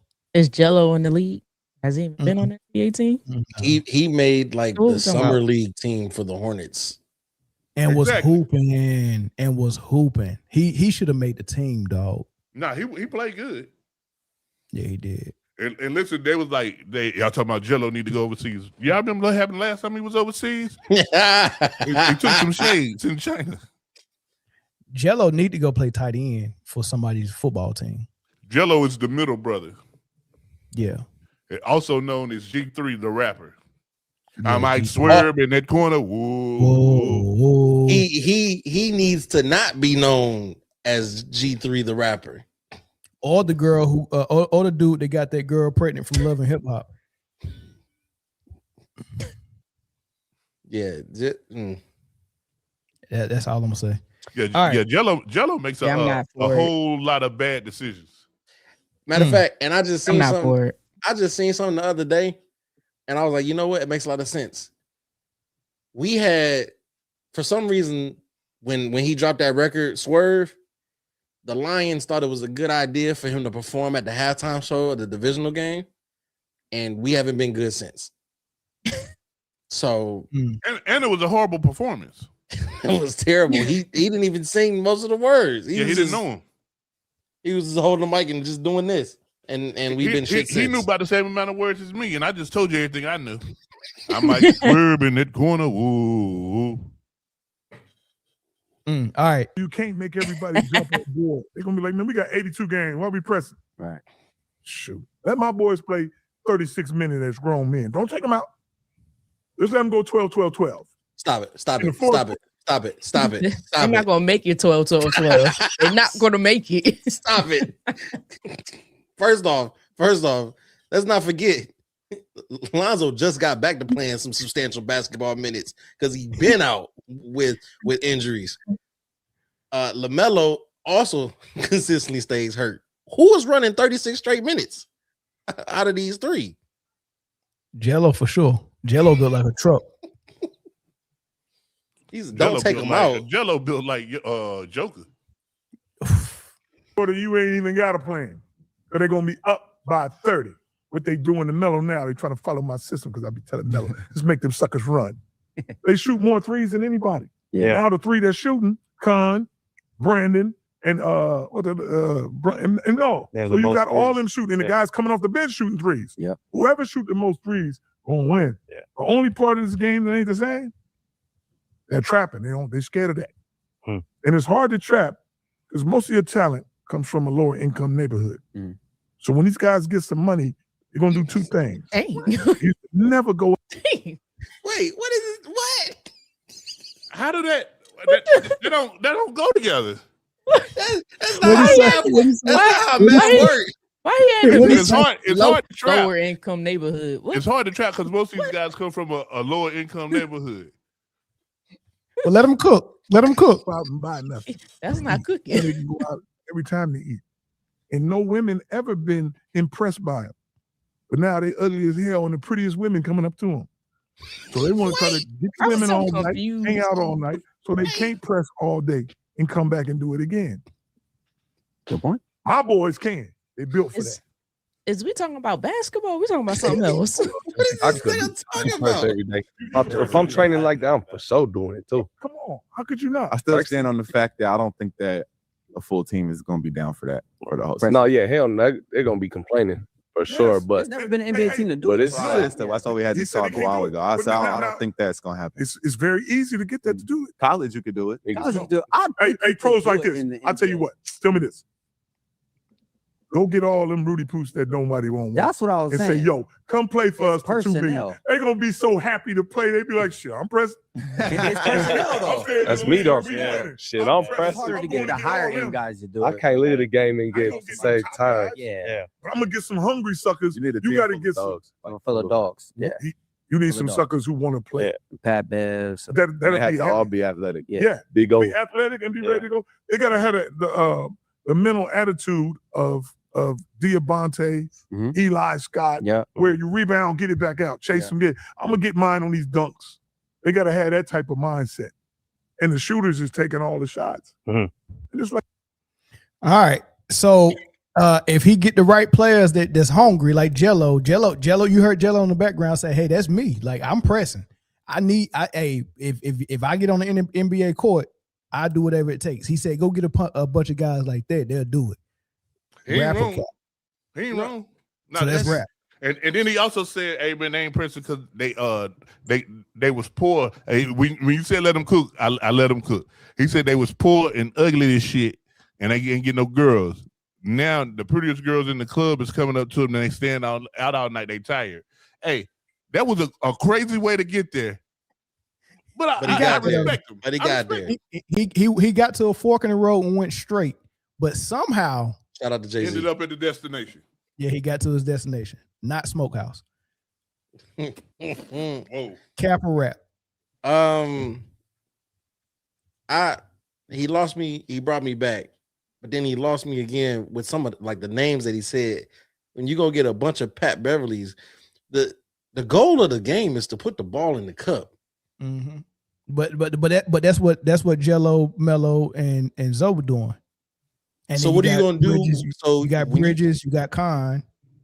So when you run them niggas for 36 minutes straight, first, second, third quarter, no breaks, no sub. Sit them for the fourth. Sit them for the fourth. Because they're gonna be up 30. They're gonna be up 30. Yeah, he said you can sit them for the fourth, they're gonna be up 30 if you play my boys together. What happens when they lose that 30-point lead in the fourth? It's not gonna happen. He said you got Pat Beverly locking it down. Exactly. If you give the Baltimore Ravens 21 points, you're not gonna lose. And I'm talking about Ray Lewis, Baltimore Ravens. Ray Lewis, Baltimore Ravens. Oh, okay. I'm about to say we don't speak on the Ravens because they do bad business, but hey, I like anything that shits on the Raiders. Baltimore, you get the week's MVP. The only problem is now Max Crosby is still a Raider, and I got to see him twice a year. Like catch 22. All gas, no brakes. Britne, what's up? I respect wishful thinking. I respect his dream, a dream world. You know, everybody's entitled to dreams. You know, Yeah. but this the NBA. This is not high school no more. Like, come on, Boston. I'm gonna just put Boston. You gonna do this with Boston? I think it'll work. The key is you got to get them boys together though. If you get them three boys together, because what he about to explain now is he built them for this. Like he designed them perfectly for this. Built them for the rehab facility. Yeah, it's a foolproof plan that it can't lose. It worked at Chino Hills. And clearly it's not foolproof. I was just about to say it only worked. It only worked 66%. It ain't foolproof because it ain't work. Like, so I'm mad confused. It didn't work 100. It only worked 66.6%. You count high school now at the pro level, like it ain't perfect. No. Shoot, Anthony Edwards done messed his ankle up. Uh-oh. Dang, man. It wasn't the game just started too. Yeah, he lipping off on his own power, but it looked like he about to lead the game. All right, let him cook. What last segment? This he talking about how he designed these boys. They perfect for this. He said they designed them. He designed them for it. Like from the point of having which one first and which one what he go instill in which one. If he really did this is crazy. Like people always used to ask me, they say, man, which one of your sons, Big Baller, is the best? I said, what you mean by which one is the best? They're the best at what they do. And I explained it to him how you create the original big three. That first son you have, or the first one, he can't come out there shooting that ball. Why? Taking all the shots? Yeah. No, the first one got to make everybody better. That's what Zoe do better than anybody. The second one, he got to be the strongest. Because you got to give him the ball inside, outside, best three-pointer. That's Jello. And that third one got to be a hybrid of the first two. That's Mello.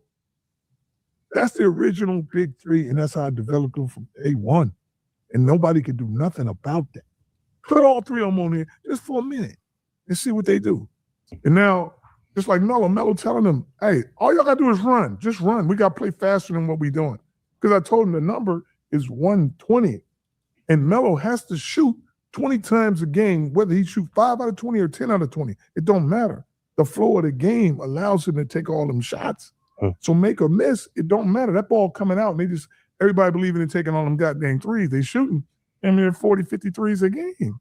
Ain't nobody doing that. No. And if you got guys who just going to run and shoot threes, Rebound. you're going to win Yeah. a lot of games, and everybody is shocked like, oh, you got the same team right there, man. And then the dudes you bringing in, come on, look at Kobe. It's like, you just want me to come in and score? Right. I'll be right there with no problem. Right. That fool come off the bench. That's He a don't good even sub. care. He Yeah. getting 20 with ease. That's a And great here's sub. the other thing on defense. They forgetting we ain't got no dude 6'2", 6'3" on that team. This is 6'7", 6'8", long. 6'7", long, big. Yeah. Ain't no little shorties in there where you can just bag them in and do something. And Diabate and the other guy, they do something that centers don't do, which is kick the ball out and let them shoot again. Yeah. They got a nice squad to run through some people in the playoffs. Yeah. If you let them play like this, they'll win a championship. And everybody be like, how? They shoot the most threes. Everybody come off that court. Even the guy, look at Grant Williams shooting the three. Mhm. Who don't shoot the three? Yeah, Miles shooting now. Everybody Even the other guy, Green, is feeling good shooting three. But he shoot his in the corner or where he's supposed to shoot them. Yeah. All right. Who ready to see Jello, Melo, and Zoe on the Charlotte Hornets now? Nobody. I'm ready to see it. Well, here's the thing. Here's the thing that you got to remember. They got the DNA of an anteater, man. Like Lavar missing a leg now. Come on, Just the foot, just the foot, just the foot. Don't do that. No, I'm just saying, man. They are injury prone. You're gonna add 2 more people who can't stay healthy to Charlotte. You're not gonna play them. Actually, I've never seen Jello hurt, and Melo has been healthy. This is his most healthiest season this year. Jello hurt right now. That right there says a lot. Yeah, I mean, never been hurt. Who are you taking off this team to put Jello on it? I mean, let's look at the roster. Is Terry Rozier still there? Take him. No, he's on the Heat. He's on the Heat. Yeah. Then he ain't with no. And technically, he's still on the payroll. I don't know how he did it. That is very true. I will say this: wow, leave or nothing like that. No, they did put him on, but he's still somehow on the payroll. He still counts towards their cap. I read somewhere. I will say this though: shout out to Lavar for doing more than a lot of people can say that they've done, as far as like getting their kids into the league. You know what I'm saying? He got 2 in the league, gave the third one, like the third one had a chance. Fucked it away, but he had a chance. Just keep watching LeBron. He gonna get all 3 of his kids in the NBA. The third one might be the best one. I see a handful of people that come off this roster for Jello, and Pat Connaughton is the first one. Oh, Pat Connaughton still got a job? Mm-hmm. Question is, do they play? I don't think. Pat was in the game last summer. Said they picked him up this summer. Shit, me, that man got civilian clothes under his jumpsuit. I mean, who else coming off the roster? Who you taking off for Lonzo? That's the only name that you can pronounce. But Pat Connaughton is coming up off of there, right? Tosan Uvwa. What? Him? Go back. Hold on. Rewind. Dog, Say that again. Dog, I almost pissed on myself, dog. Can't do this. Hey, pull the roster up, dog. Pull the roster. Pull the roster up and see if you can see this. You can't do that shit, bro. I gotta use the bathroom. I promise you, dog. I promise you. I gotta use the bathroom, bro. You can't do that shit. I swear to God, I almost pissed myself. The crazy part is that was an honest effort too. Pull the roster up and somebody read that name right now. Oh man. Oh jeez. Oh. Pull that name up. All right, hold on. I'm going. Somebody gotta say that. All right, who is it? Tosan.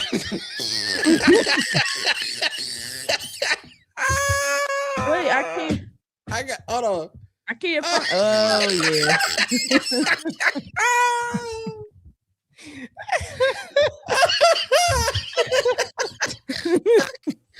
Tosan Ev Blomwan. No, Bro. that you know, it's not one of the. Hey, the V and the B are only supposed to be beside each other on the keyboard. Right. They never supposed to be beside each other in a word. You're only supposed to pronounce like 3 of those letters. Y'all know that, right? So his name is Bowman, man. He Bowman. Bowman. He Bowman? Okay. Yeah, don't worry about none of that. Shit. Let's call him T.E. Yeah, we could call him Jello Ball. I would rather have Jello Ball right there, right? Oh, Hey, who was 31? That's what I'm saying. Hold on. Who was 31? He actually can hoop a little bit, but know how you say that though. Call his name. Titty Jane Salawan. Yeah. Hey, that sound like a Key and Peele skit. Yeah, Tarzan and Jane. Tarzan and Jane Salon. Liam be hooping too though. Ooh, shit. PJ Hall can go. Oh, my face got hot. Dude, it's Yo, five Mel people on messed this me up roster. with that Xavier one. Tillman, we'll holler at you. All right, Zay. We'll holler at you. Get your things. Oh, jeez. Oh, shit. That nigga Bell said Tucson F. That boy played 5 games. He ain't got no stats. Oh. Average 0.4 rebounds per game. Get him out of here. Oh, shit. PJ Hall ain't even got on a Hornets jersey in this picture. Hey. So is Lavar cooking or not? He cooking. It might be a little bit of rap in there. Yeah, it might be a little bit of rap. Same squad, man. Hey, time out. Well, look, Time like out. I said, Lavar shit. had a dream. Con Knipple and Mello and Brandon Miller is really and Miles Bridges is really taking nobody to a hell of a run right now. You see what I'm saying? Now go back to last week when I was saying Charles Lee should get some consideration for Coach of the Year. Hey, you ain't wrong. Yeah, when I look at that list. God damn, bro. Because Zion James plays a big role in there. He didn't even play a big role at Duke. And Duke.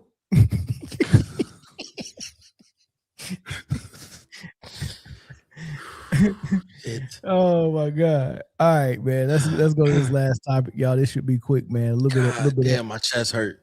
That That motherfucker said Tosan F. And it had a V and a B beside each other, guys. I'll not say all the syllables though. He put every letter in. He said, Motherfucker sound like a fucking Bismarck. He fucking tape, man. I agree. Motherfucking E40. Oh man. Buddy said he really hummed that man's name. Yo,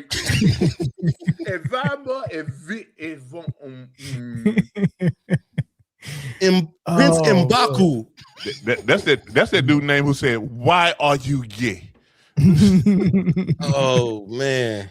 He still didn't get an answer to that either. All right, y'all. Dak Prescott, man, signed a huge contract a couple of years ago, man. I think he had the biggest contract at the time when he signed.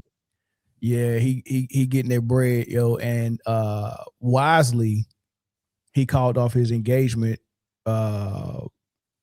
allegedly because she didn't want to go through with a prenup.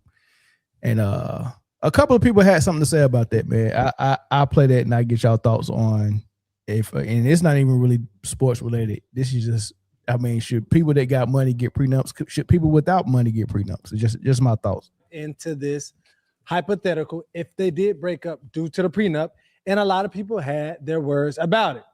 I'm anti-prenup. I believe if you need a contingency plan for marriage, you shouldn't be married. Press pause right there, Peggy. All right. And our good brother in content, Emmanuel Acho, and the Speakeasy. Mm-hmm. Like what they got going on over there. Okay. But this is where we disagree. Mm-hmm. This is where we had to, what was it? Yeah. Because I am mandatory prenup. Unless there's tenure. And that's for both sides. On both sides. Mandatory prenup. Yeah. Unless we got some tenure. Nah. Some may ass pegging because I see that little hamster wheel brain. Yeah, hold on. Because what is? Okay, what is tenure? Hold on, before you even answer that, I do have to clarify this too. Shady McCoy said you drive cars and you got insurance. They don't mean you're gonna get in an accident. I'm trying to. So hey, it's on both sides. You get life insurance, not expecting to die. Well, you expect to die, but you don't know when. Wait, It's gonna happen. That's a little difference. But anyway, what I'm saying is you saying you are pro prenup, okay, due to tenure, okay? What is tenure in your eyes? Break down tenure. Peggy, it comes down to this. For the definition of tenure, all right, the length of a time a person has been in a relationship with said partner. All right, that's layman's term. Okay. But in my terms, if you ain't been in a relationship for more than 5 years, say 5. Go on. He slid that paper down on that counter. I see the clip. That's where you at. You got that Don't pen. put that paper down. Sign that. handle that for me. That's all I'm telling you. Okay. Handle that for me. You need that tenure. I need that. Now, 5 years. If we ain't been together for 5 years, the line that says, you wasn't with me shooting in the gym. But with tenure, you know the struggles. Of shooting in the gym. Of shooting in the gym. All right. Who cooking? Who ain't cooking? Man, listen. I asked my wife for a ring up yesterday. Cam Newton sound like his breath. First off, shout out to my brother Cameron Newton. Yeah, he did. I'm a little worried about him. I feel like he might be dabbling in the same thing that the Howards be dabbling in, but I leave that there. His point, I agree with. If you got skin in the game and you got time and y'all done seen each other in the best light and the worst light, you know what I'm saying? And you can see that it's about the love, it's about the relationship. Cool. But you don't got no time in, y'all ain't really seen the best and worst of each other, or somebody who's come in and just seen just the best of you and don't know the lows. Yeah, might have to put you on that paper. Nah, I think like a vanishing prenup would kind of be a deal. Like every so often, you know, if we break up within this time, you don't get nothing. If we break up within this time, you get this. If you break up with this time, you get that. If we break up with this time, you get this. You know what I'm saying? Because the assumption is with these athletes, man, you ain't even trying to earn no money because you're spending my money anyway.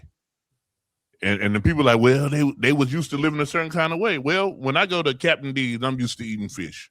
When I leave Captain D's, they don't owe me no more fish. You know what I'm saying? I can't say, hey, man, I've been eating fish in Captain D's all day. Now I'm in my car. Where the fish at? Nah, man, sometimes when you leave, you left the benefits that came with that. You know? I'm gonna go a different way with this, right? And first let me say this. I'm for prenups. If both parties can, you know, agree on something that makes sense for both of them, I'm for that, right? There's nothing wrong with someone saying I want to protect you know, what I'm trying to build, you know, financially, or, you know, with my legacy and stuff like that. You know, I don't want that to get in the way of a person scoring, whether it's a man or a woman, because I seen it go both ways. Britney Spears got ate up by her ex. Mary J. Blige. Shout out K-Fed. Yeah, Mary J. too. Yeah. So so until they update the family court system, then this is gonna be a issue, because I think the way divorce works now and the way family court works now, it was built for a time when men were breadwinners and women were homemakers and was not trying to, you know, like they couldn't vote until the 70s and stuff like that. It was a lot of things women just didn't have certain rights to do. And it made sense. If I marry you, I'm the breadwinner, and you don't have food, clothes, shelter without my money, and then I divorce you because my secretary looks better after you had 3 of my kids, and I send you back to your mama house with nothing. That's how they made these type of laws to help protect situations like that. And we're not living in times where women can't go out and work and can't vote and can't, go get a bag themselves and can't go get an education and all of that stuff, right? So it needs to be some type of update, where it automatically when we go to court, oh, you make more money. Hey, well, guess what? You got to upkeep my lifestyle. We ain't had no kids together, but I get to walk away and get half your stuff just because I married you. I don't think that's cool. You won't be walking long. You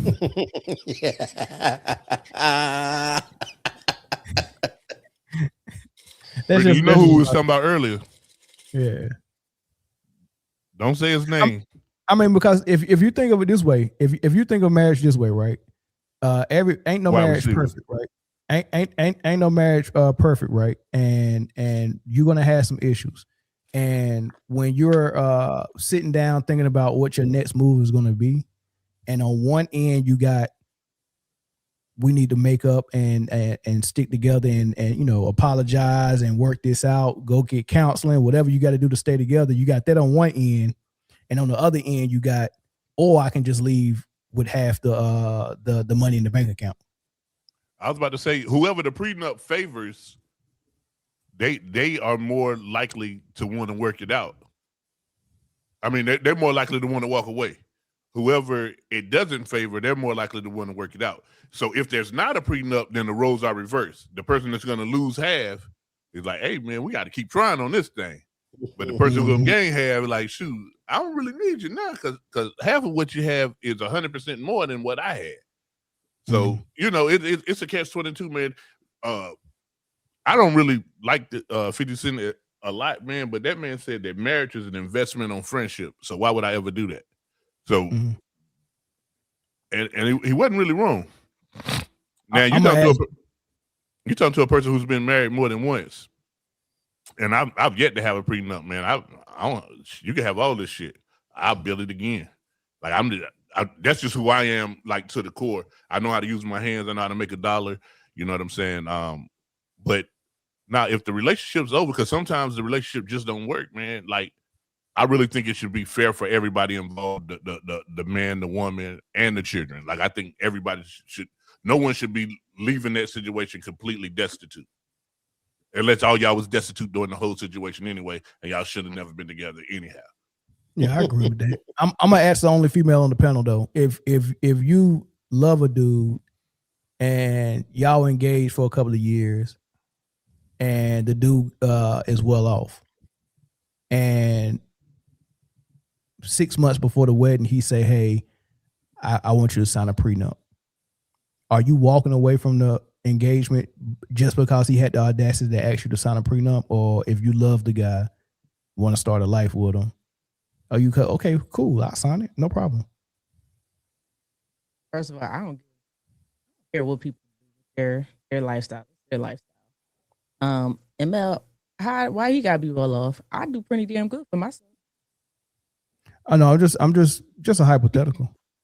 Well, a hypothetical, if it's in reverse, I'm not against prenups. I'm not. I used to be a long time ago, and that doesn't mean that other person doesn't get anything at all, because it really just protects the assets before the marriage. It doesn't necessarily protect the assets during the marriage. So if it's fair, then why not? Yeah. What you want to do? Yeah, they all got different terms. We don't know what the terms that tried to get us. Like, he probably was like, yo, if you get caught cheating, you get nothing. Yeah, because you can put anything in there. But listen, what I mean, because I've like Steven Jackson and it's men or women. That what does it mean if you want to marry a person and you love them, that you would call it off for a prenup? I mean, like, is that a red flag? I wouldn't call it off for a prenup though. Yeah, I think calling it off says more than asking for it. Right. To if me, I ask for it and you say, "Nah, we just ain't gonna get married because you asked me for a prenup," that means you probably had some nefarious intentions. Yep. Right. I was gonna say only the people Right. who get offended by a prenup being offered to them is people who was planning not to stick around long enough anyway. If you come to my house, right, Mel, and I it say, could "Hey, be- listen, if you steal anything, I'm going to flatten all your tires on your car." You ain't gonna be like, "Man, I'm about to leave, man, because I don't want my tires flat." You're like, "Nigga, I don't steal. My car's safe. I'm cool." But if you get upset that I offered a prenup and you want to call the wedding off, Man, he always talking about slashing people's tires. Yeah. you didn't hear the caveat beforehand. Yeah. If you steal from me, Yeah. then Let's I talk will about slash why would your I say- tires. Yeah. But if you don't steal, I don't slash. Man, Jay always want to slash somebody's tires. I ain't going over his house no more. You know what I'm saying? So it's kind of like that. Like, if you ain't got nothing to worry about, then you ain't got nothing to worry about. If somebody offered me a prenup and we was about to get married, that means I really love them and enough to want to spend my life with them or this part of my life with them. It goes both ways sometimes. And I'm like, yeah, man, let's do it. I'll sign whatever you want me to sign to get to experience life with you. I think this also falls in the same category of the people who get upset when the other party, can't really say like when some women get upset when some guys ask for a DNA test. If you get upset, but the baby mine, there's no reason for you to get upset. Just take the test. I know he yours. Well, let me know too. You know what I'm saying? But if you get buck wild about it, and I just, you know what I'm saying? Before I put my name on this birth certificate and you acting crazy, I know it could something. be it could be offensive. I was like, but sometimes you gotta offend if that girl really ride for you and she ain't never cheated on you, maybe you out there cheating, so you assume she. I mean, I don't put nothing past homeboy nobody. that raised a kid for 8 years that won't his. It happens both ways. I don't put nothing it past does. nobody, Britne. That's why I don't get involved in nobody else's relationship. That's your relationship. Figure it out. I ain't involved. Yeah. But I mean, dude, when it comes to stuff like that, man, like people don't even realize these contracts that these NFL players and the NBA players are signing are riddled with prenups. If you do this, we're gonna cut you. We can get rid of you for this reason, that reason, this reason, that reason. All we hear on TV is 47 guaranteed. You know what I'm saying? Yeah, I mean these days you can't trust nothing or nobody, man. Like if I started dating somebody now, not only do I want a prenup, and not only if we had kids together, I want a DNA test. I want a DNA test on your parents to make sure that you actually their child. Like everybody involved. Let me know everybody. Not only that, you got to see the birth certificate. You got to see first through sixth grade pictures. You know what I'm saying? You got to check their my chart for history of Ozempic. I want to see that my chart. I definitely want to see my chart. You can't even trust what their DNA doing. They could have been. I'm doing a full body inspection last week, bro. I'm doing a full body inspection, and I'm documenting every stretch mark. And you got to tell me when you got that one and why. You know what I'm saying? Is this a BBL? Why do you have stretch marks here? I want to know everything. What general record, fingerprints. Yeah. I want the whole facts, Carfax. I mean, hey man, it's out the mud, man. We got Rashad cats, man. But the question is that really why they broke up? We don't know. I don't know. It's all speculation. You know what I'm saying? But they say Luka. It sounds good right now, but Luka going through it, ain't he? Yeah, man. I feel for that boy, man.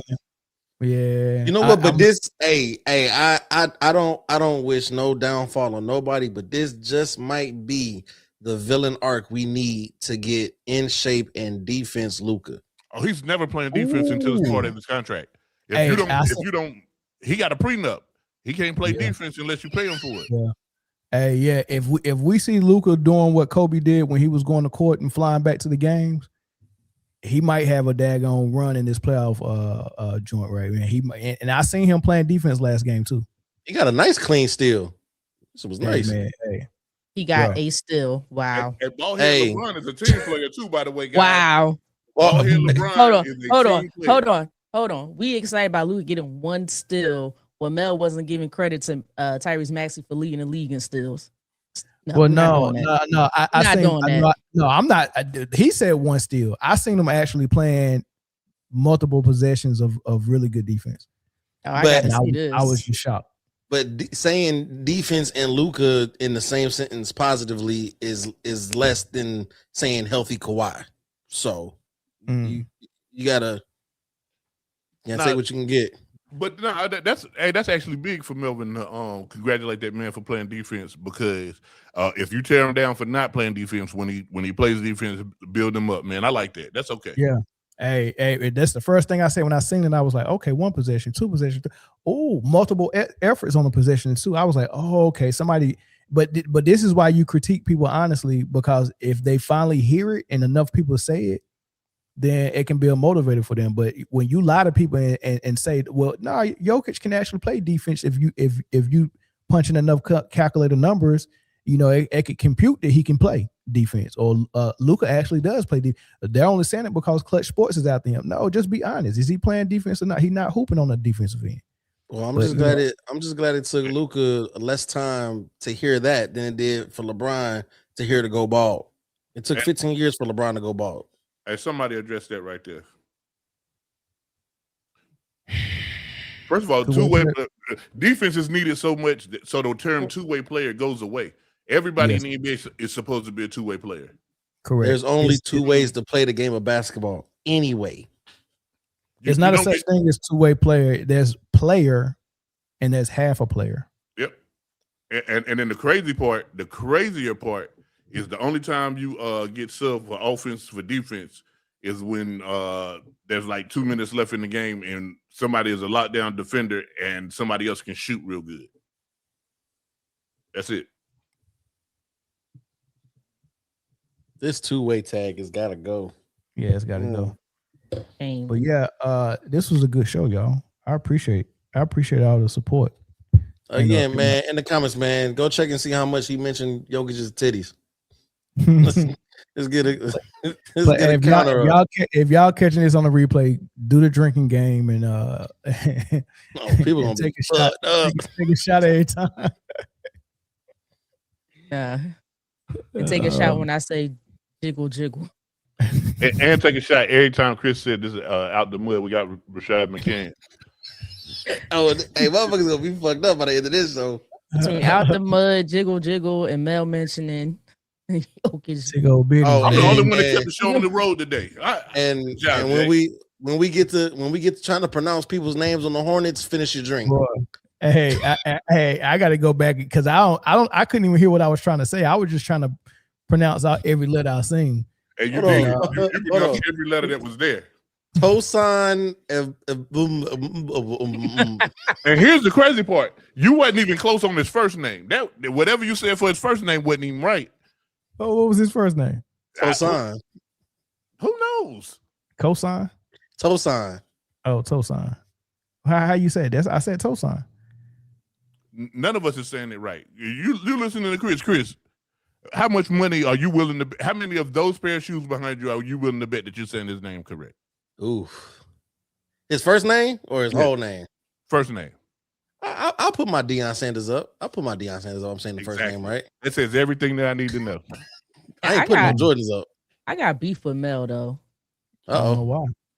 Because I've been asking for one football topic. Pick this fool up. You want well, real quick, before we hit the 2:30 mark. Y'all want to talk about this? This is not the Blitz. Y'all, hold on. We do football on a totally separate. Hold on. Like, come Hold on. on. You want to talk about him? We got 7 minutes. Y'all Of all names that chose and all their personal problems that they have, you want to talk about him? I'm trying to get you a segment, Brittany. You cutting into your time. My bad. I'm just saying. Y'all want to talk about won a Super Bowl ring? We know why he don't want a marriage ring. I'm trying to help you out, Brittany. I'm sorry. Go ahead. Hey Jay, you didn't read that little third, did you?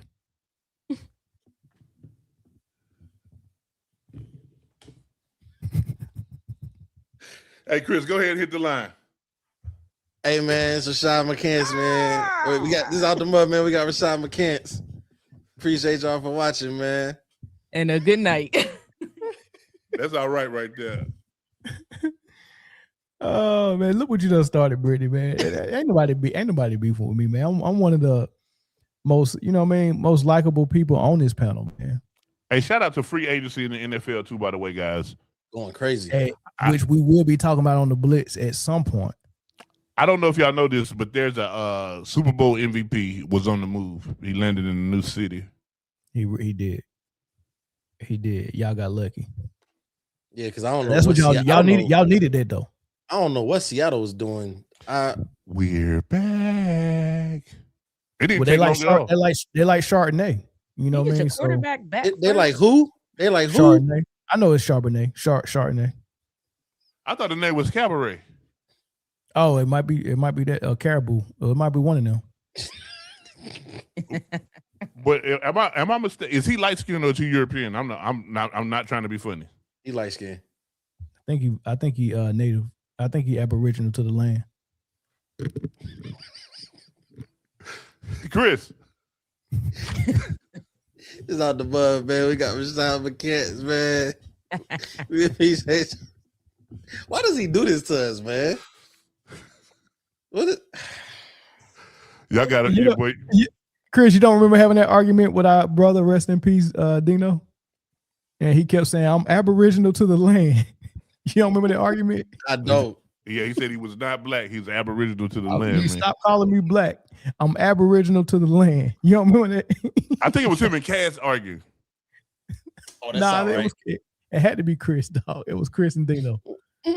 Nah, because y'all used to go at it like cats and dogs. Yeah, y'all was going at it. Aboriginal. Was that on the show? He called on the show. Yeah. I'm gonna find the show, Chris. You got to. I don't remember that. I'm aboriginal to the land. I was like, okay. That does sound like some shit he would say though. Yeah, that's my dog, man. That's my dog. Rest in peace to Dino, man. Long live Dino. All right, y'all, man. Thank y'all for tuning in, man. We'll catch you on the next one. Peace. I dropped.